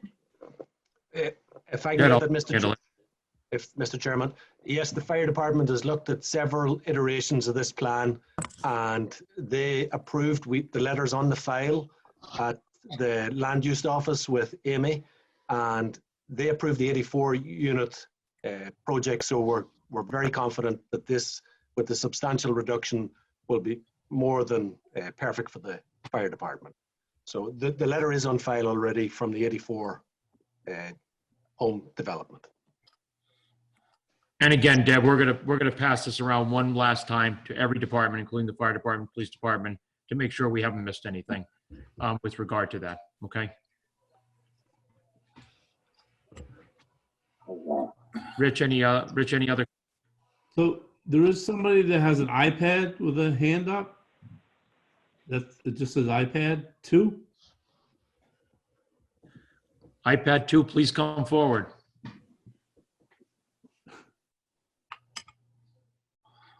It just says iPad 2. So. Okay. Let me see if I can.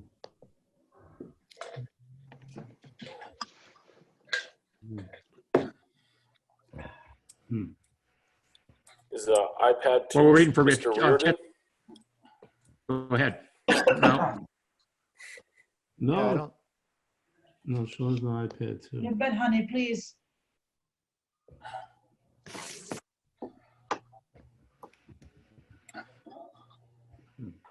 Well, if iPad 2 is a question, they can always submit it to you later, Rich, and we can address it at the next hearing. Okay? Chris, can I ask a question? Go ahead. Just so we can be done with this situation,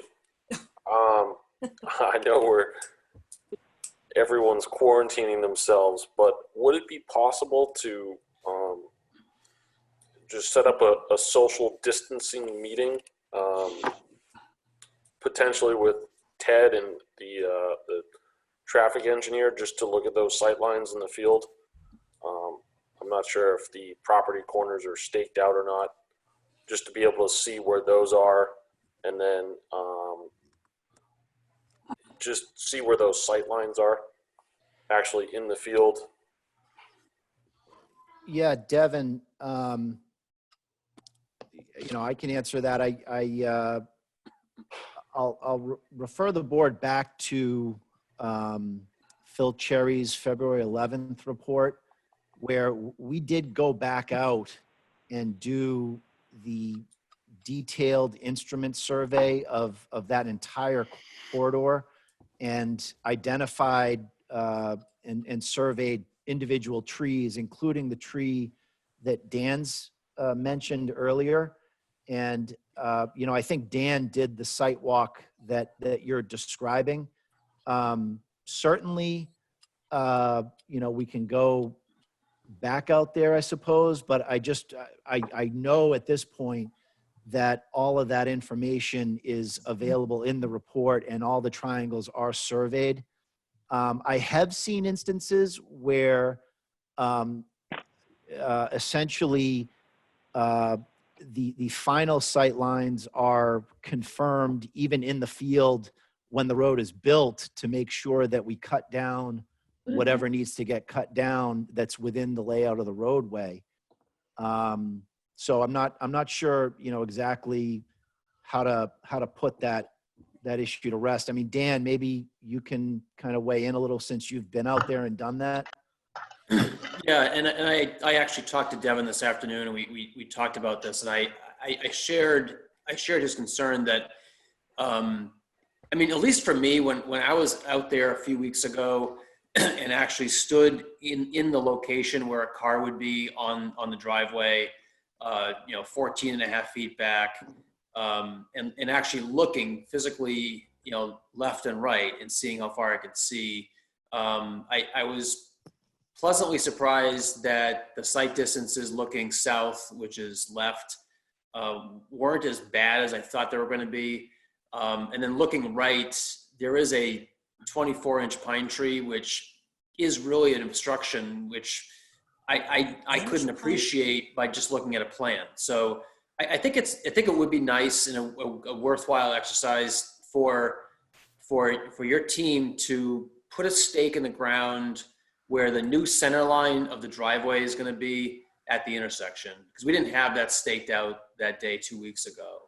And then if it's possible to put some stakes as to where the right-of-way boundary is, at least for the first 100 feet or 200 feet in both directions on your side of the street.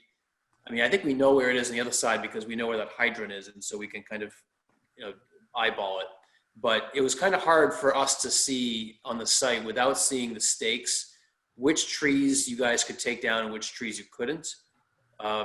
So I realize it's really hard now to have maybe your engineers go out there, but if there's any way to put those stakes up so that we could get out there again, so Devin could go out there, maybe we can have our traffic engineer meet people down there. I think it's pretty safe because we can be separated by 6 feet. So, Could I interrupt here, Mr. Chairman, please, for 1 minute? It's not a problem for me to meet Devin on site. Our engineers have actually closed down because of the quarantine, so they may not be able to stake out the property in a timely manner. But my engineers had staked out the property several times. The most recent was in February, I believe. And then Dunn and McKenzie also went out for the town and staked out the entire site all along that portion of Seekonk Street in, I believe it was the first week in January or so. So there are new, fresh engineering marks all over the place. And if Devin was interested, I could meet him there at his convenience, maintain the social distancing. And with the most recent submittal from our traffic engineer, on the 15th of February, I'm sure Devin, as an engineer, will be able to figure out what we're looking at. Maybe that Yeah, might be the solution. I think that's a good idea, Devin. If you'll accept Ted's invite, you know, having been on the site, if you take Phil's plan out there, you'll be able to see exactly what's going on. Yeah, Would that be okay with you, Mr. Chairman? Sorry, would that be okay with? That's Devin. Yeah, go ahead. Yeah, that'd be fine. All I really care about are just the two corners of the property. Perfect. And then They're fully staked. Yeah. If those property corners are staked, I think that's all I need from just a survey perspective.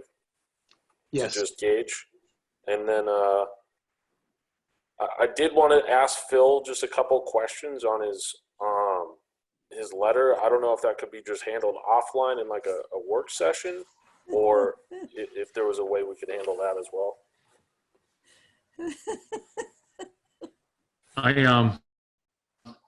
I think, Chris, do you want to maybe set up a Zoom meeting with, as a workshop for Devin, maybe myself, Dan, to maybe answer those questions with Phil? Yeah, we can do that.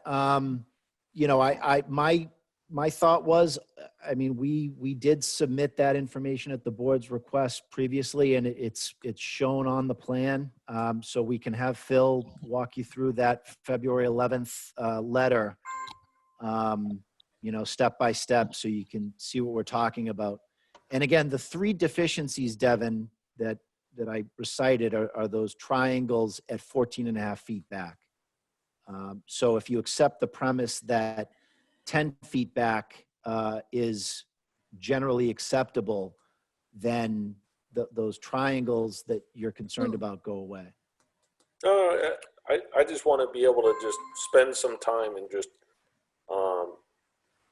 go through with him, and not necessarily, I don't want to phrase it as waste the time of the board, you know, spending a half hour looking at, you know, site triangles. If we could just do it offline. Okay, we'll set you up with Phil. Would you like to come on site, Devin, with me and just go over the property boundaries? Would that be helpful prior to talking to Phil? Yeah, I think so. Perfect. So whenever it's convenient, I'll just run it through the chairman, and then we can set that up. Is that good, Kevin? Yeah, that works for me quite well. Thanks, Ted. All right. Any other questions from the public with regard to the presentation so far? Mrs. Kamara. Okay. Anything, Rich? Mrs. Kamara has her hand up. Is that? Yes. Okay. Mr. Chairman, I have a question regarding the vernal pool again. Could you lean closer to your computer, please? Yeah, for an Italian, I'm not very loud. I'm sorry. I have a question regarding the vernal pool. Can you hear me? Go ahead. Yep, barely, but go ahead. Okay. We're now officially in spring, and that's when the vernal pool, as we all know, appears.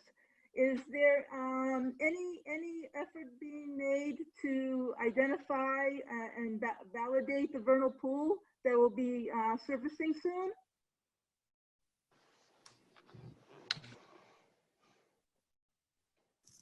No, and not at this time. Dan, do you want to elaborate on that at all, or no? I don't know if you're asking the zoning board if we're doing that, or the applicant, or the Conservation Commission. Who are you expecting to do something? I would think, well, maybe the Conservation Board or the applicant. I think it's very important to truly identify and you know, see if this vernal pool, which has been you know, it's been in conversation for the past 18 months. I can't hear.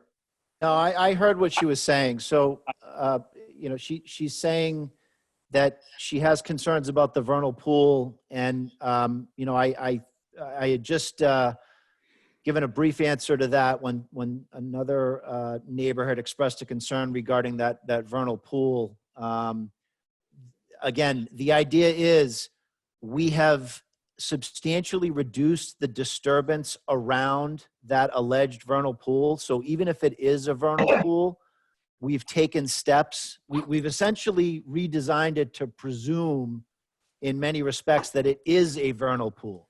And we've taken steps to pull construction away from it in order to preserve the upland habitat around it. But I think beyond that, we looked at it, it's not going to qualify as a vernal pool because it's not deep enough. But again, we've taken measures to presume it is a vernal pool and try to protect it as much as we can. And I don't know if the board's engineer wants to weigh in, but that's our approach at this point. And again, keep in mind that this again is it has to comply with the State Wetlands Protection Act. So, the state has already, the state ultimately, it has to comply with the state rules ultimately. Right, and the state rules are very specific when it comes to the vernal pool. And that's hence my concern and my question. So under the State Wetland Protection Act, the vernal pool is only protected to the lateral extent of the boundary of the vernal pool, and it does not include a buffer, and there's no upland associated with vernal pools under the state act. So if there is in fact a vernal pool, and as Chris said, he's assuming that there is, if there is a vernal pool, they're not proposing to do anything in that wetland area. So under the state act, what's being proposed would be approved. The bylaw in Norfolk regulates vernal pools a little bit more strictly. And so one of the things that we're going to do between now and the next hearing is circulate this new revised plan to all the boards and commissions in Norfolk and get their feedback, because that's one of our obligations as the zoning board. So we will submit this to the Conservation Commission after tonight and ask them to give us any feedback or comments that they have about wetland protection issues, and specifically if there's anything more we should do to protect what may be a vernal pool in that area, and they can provide us that feedback. Okay, great. Thank you very much. That's what I needed to hear. I appreciate it.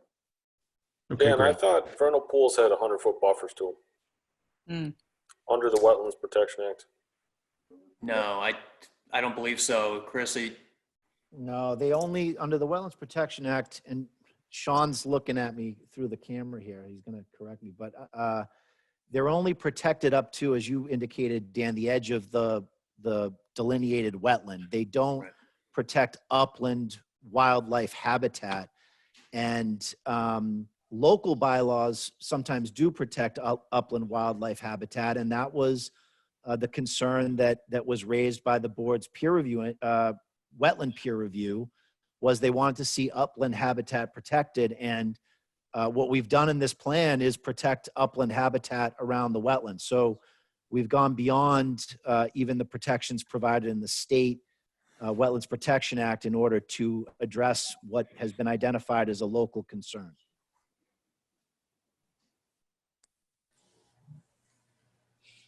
Okay.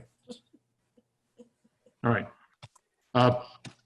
Ted, excuse me if I missed it, if we submitted an architectural plan for the project yet, and I might just have missed it because of the limitations to our computers. Has anything been for the architectural plan? We have submitted some of our single-family homes, but with the duplexes here, we're actually going to add in some additional duplex plans. Glenn Fontecchio has already replied once, saying that what he has seen so far was good. He wanted some more material duplexes also submitted. So we're in the process of putting those duplex plans for Glenn to review. Okay. And Bill, have you had a chance to review those at all yet? Some of what Ted came through muffled. Bill. We did one review. Glenn did one review. But it sounds like the duplex units are going to be resubmitted or submitted. Yes. And I think Glenn was generally satisfied with the previous submission. Other than that, it didn't seem that the site plan was coordinated with the units that were being proposed. So. All right. If you could ask them to review those, and maybe for our next meeting have either be present for the Zoom meeting or actually have something in writing to the board, that'd be great. Yeah, yeah, once we see Ted, it. will you be able to get, Yes. yeah, will in you the be able to next get those to Bill relatively? Yes, in the next week, we will Okay, have great. submission ready for Bill and Ben to review. Okay. Okay, great. Great. Thank you. Dan, go ahead. You have anything, Dan? Only if Ted and Chris, if you can copy the board on what you're giving to Bill in terms of architectural plans, just make sure we get copied on whatever you're submitting. Absolutely. I'll send it to Amy and have her copy used as well, or we'll copy used as well in the same one. Thank you. Okay. So I think what we're looking for our next meeting is we're going to circulate this again to all the boards to get their opinions, especially fire, police, Concom, anything to do with planning. Rich, if you can check on that. Okay. Hopefully we'll be able to do an architectural review at our next meeting. Sean, do you have anything more that you're going to require for the next meeting? No, I'm just going to put my final thoughts down in a letter for the record. Good. Okay. Okay. And Dan, you're gonna start working on the waivers conditions as we move towards the next meeting? Yeah, I think I don't think meeting, but probably the following meeting, correct? I'm happy to start drafting a decision or at least start drafting conditions and waiver decisions. I think we're at that stage where that would be productive. Okay. So I'll have something for the next meeting. Okay, great. Chris or Ted, anything else on your side? When will I go offline and arrange something with Devin through you, Mr. Chairman, or how will I set up Devin coming to the site to look at the entrance? Why don't you just coordinate with me, Ted, and you can copy Devin and myself, and we'll make sure we get that done quickly. That's while we perfect. all have Thank time. you. Yep. Chris, anything else? No, that's it. Thank you very much for taking this meeting late into the evening. This is, What's the status of our extensions? I don't know, but March 31st. Yeah, I spoke to Amy this afternoon, and I'm going to send her something tomorrow morning. I missed that, Ted. What was that? I spoke with Amy earlier this afternoon, and I'm going to send her an extension in the morning. I guess if you leave the next extension, it'll be 2 months, extended out for 2 months. I believe we've already passed the deadline. Okay, so you're going to send us an extension for 2 months. I think so. My understanding with Amy this afternoon was we'd already passed the completion date, so I'll just grant a late extension if that's okay. Dan, the governor issued an order extending that as well to 45 days following the expiration of the emergency, his emergency status in the state as well. So we'll get that extension filed, but I think there's an order that has extended everything. Came out on Friday. I'll send it to you. Yeah, send it to me. Thanks. Okay. Now, do you folks think you'll be ready for, we have Abbeville on May 6th, but do you think you'll be ready for that, or do you want to try it? I don't think April 15th is at all viable to give Bill and his team time to look at the architecture. And, but how about May 6th? Do you think that can work? We could do May 6th or May 20th. Ted, I'll defer to you. I'm confident with the earlier May date, Mr. Chairman, if that's convenient to you. That's okay with you, Chris, right? Actually, I'm tied up on May 6th. I could do the 5th or the 7th, but I don't know if the board has availability. I guess we're going to go to the later date then. What's the later date again? Sorry. May 20th would be the later date. That's a long time out. Yeah.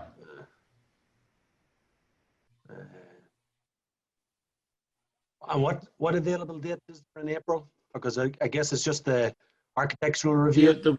The one day would be on April 22nd, which is, or the 29th. I think we have, Amy, we have the 22nd now. You have scheduled 194 again, correct?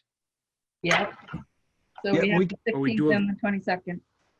We can do the end of April if that's available, Mr. Chairman. Amy, do we have the 29th available? I can't do it. Oh, that's right. Dan can't do the 29th, correct? Well, Right. hey, can we do, like 8:30 on the 22nd. I believe so. The architectural plans, I'm expecting them very soon.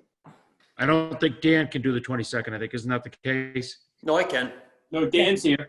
We have 194 the 22nd. Yeah, we had 194 at 7. That's why I said maybe we could do it at 8:30, 9 o'clock. I suggest we let Mr. Quiglieri go first, and he'll work on Dan, and then we'll come in after. I was going to do it the other way this time. I'll go first. We'll come in second. I pay Al a fee. But we can. Why don't we go with the 20 for now, and we'll schedule it for we'll say 7:15. You know, we'll obviously be after the 194 hearing. So, do I have a motion to continue the public hearing? Chris, why do we say 7:15, Chris? That can't happen. Why don't we say 8 or 8:30? If anything happened and 194 had to cancel, we'd just be sitting for an hour and a half. Ah, that's a good answer. Thank you, Amy, for educating me versus yelling at me. That's right. And Mr. Better answer, Chairman, he can do whatever he wants. In the meantime, he should just be quiet. Do I have a motion to continue the public hearing till 7:15 on the 22nd for 144 Seekonk Street comprehensive permit? I happily so move. All right, then I second. Joe seconds. All those in favor? Aye. Aye. Thank you. Thank you, Only Mr. if Dan doesn't throw any more bombs. All right. The zoning, okay, so the zoning board members still are present. We have a couple of things still to handle. Thank you. Based on the time, I'd like to discuss 84 Cleveland Street bond and maybe hold off on doing our minutes if the board, if that's okay with the board. Yep. Was at that house? Yes. Yes. Mike? Of course. Yes. Yes. Let's hold off on the minutes. Yeah, okay. All right. So let's take a few minutes to discuss. Has everyone seen the letter that was submitted by Fisher Hassan and also the paperwork submitted by Beta Group? And I think, Bill, are you still on? Bill McGrath? I'm still here, yep. Okay. Bill, why don't you just talk a little bit what Phil did out there at 84 Cleveland Street? What does regard to is the bond that currently exists at 84 Cleveland Street and what is required as we move forward with that project? So Bill, I'll let you discuss that briefly. Yep. So Rich McCarthy asked us to go out and review the site again based on work that's been completed and develop a new bond so that additional units could be released. So we did that, and we provided an estimate of the work to be completed. And we based our costs on weighted average unit prices that MassDOT uses, which assume prevailing wage, which again, if the town had to take over the project, they would likely have to put it out to bid and pay prevailing wage. So we went through that. I think Bisher was out there as well. I wasn't out there. Phil Paradis from our office was there, I think, along with Rich and Bisher. Our initial estimate, based on what we saw in the unit prices, was about $496,000 for work to be completed. And I think following that, Bisher came back with some suggested adjustments to those numbers, which came to about $300,000 in adjustments. And the difference between those two numbers is about $200,000. Thanks, Bill. I had a chance to talk to Fisher today as well, and his two major concerns, or three major concerns, was the driveway pavement, the cobblestone pavement, and the site planting inventory. And obviously his concerns were obviously if he's the driveway.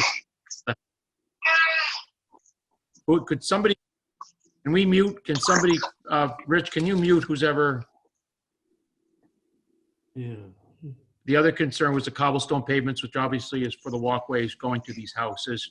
And obviously, Bill had done a very comprehensive look at the site plantings. So I talked to Bishop, and I told him that, yes, if we removed the driveway pavement, we removed the cobblestone pavement, and we only took half of the landscaping, again, a prevailing wage rate, would that satisfy him? In other words, what we'd basically be asking him to do is increase his bonding about $136,000 to his, on top of the original $200,000 bond he already has, as opposed to the $496,000 that Beta had put together. He agreed that he would increase his bond to $136,000 by $136,000 to $336,000. And I also said we would release the 20 remaining units so he could start work on those as well. He said he would agree to those, obviously, as long as the board agreed to it as well. So I guess what I'm throwing out there is, does anybody on the board have any concerns if we, again, increase the bond by $136,000, but give him a little bit of flexibility with regard to the pavement of the base, the cobblestone, and half of the plantings. And again, considering the fact that we do want this project finished, we don't want to hold him up. And he also still has 106, 108 Main Street, and he has 25 Rockwood Road. So one of Phil's concern was he's been dealing with some developers who obviously don't finish projects. I think we've got a pretty good track record here that this individual is going to be with us for a while with multiple projects. So I open it up to the board with any concerns. Chris, I totally agree. I think, especially given the economic times now, that we want to make sure that we work with a qualified developer, which Fisher has shown to be. I can understand why he wants to maybe get building on some of those units sooner versus later. So I think that's a very reasonable compromise that you have put forth with him, and I would support that. Chris, it's Mr. Chairman, it's Mike. I'll ditto what Don just said. You know, there are a couple of developers that we do business with here in Norfolk, Bisher and Tom DePlacido. I put them both in the same category. They're quality people, do quality projects, and we want to continue to encourage them to do business here in Norfolk with us. I've been around for a while and as have other members of this board and dealt with developers who aren't have as much integrity as both Tommy and Bisher do. So I think the compromise that you've come up with is fair for him, fair for the town, and I like it. Joe? I can support it, Chris. This is Joe. Okay. Josie? Yes, I'm supportive. In light of Tim? the new financial atmosphere, yes. Yep. Tim? Oh, Joe, you're on Tim, mute. are you with us? Joe's on mute. No, I supported it already. This is Joe. I said yes. How about Devin? I have no Devin issues. with us? Yep, I'm here. Okay. All right. Bill, does that sound, I know I didn't have a chance to talk to you again today, Bill. Does that sound fair to you, Bill, the compromise? Yeah, no, I think that's absolutely fair. And I think it's consistent with how you would bond a subdivision as well. So I think it makes sense. And I think, again, we do pick up a lot of the prevailing wage for the landscaping and a number of the other items. So I think certainly help. Okay, so I'd like to ask for a motion at this time to require that Fisher Hassan increase the bonding requirements at 84 Cleveland Street by $136,000 to $336,000. And in doing so, the board will release the remaining 20 units for 84 Cleveland Street project, Lakeland, make sure I get it right, 84 Cleveland Street. Do I have a motion? Moved. Second. Second? Yeah, Joe seconded. All those in favor? Aye. All those in favor? Aye. Aye. Aye. Can I have you? Okay. Amy, why don't we have on this one, have them state their name and just, in the affirmative. So, Mike Kaliza, Yes. Joe Sebastiano, Yes. Joe? Kevin Howe, Yes. Don Hanson, Yes.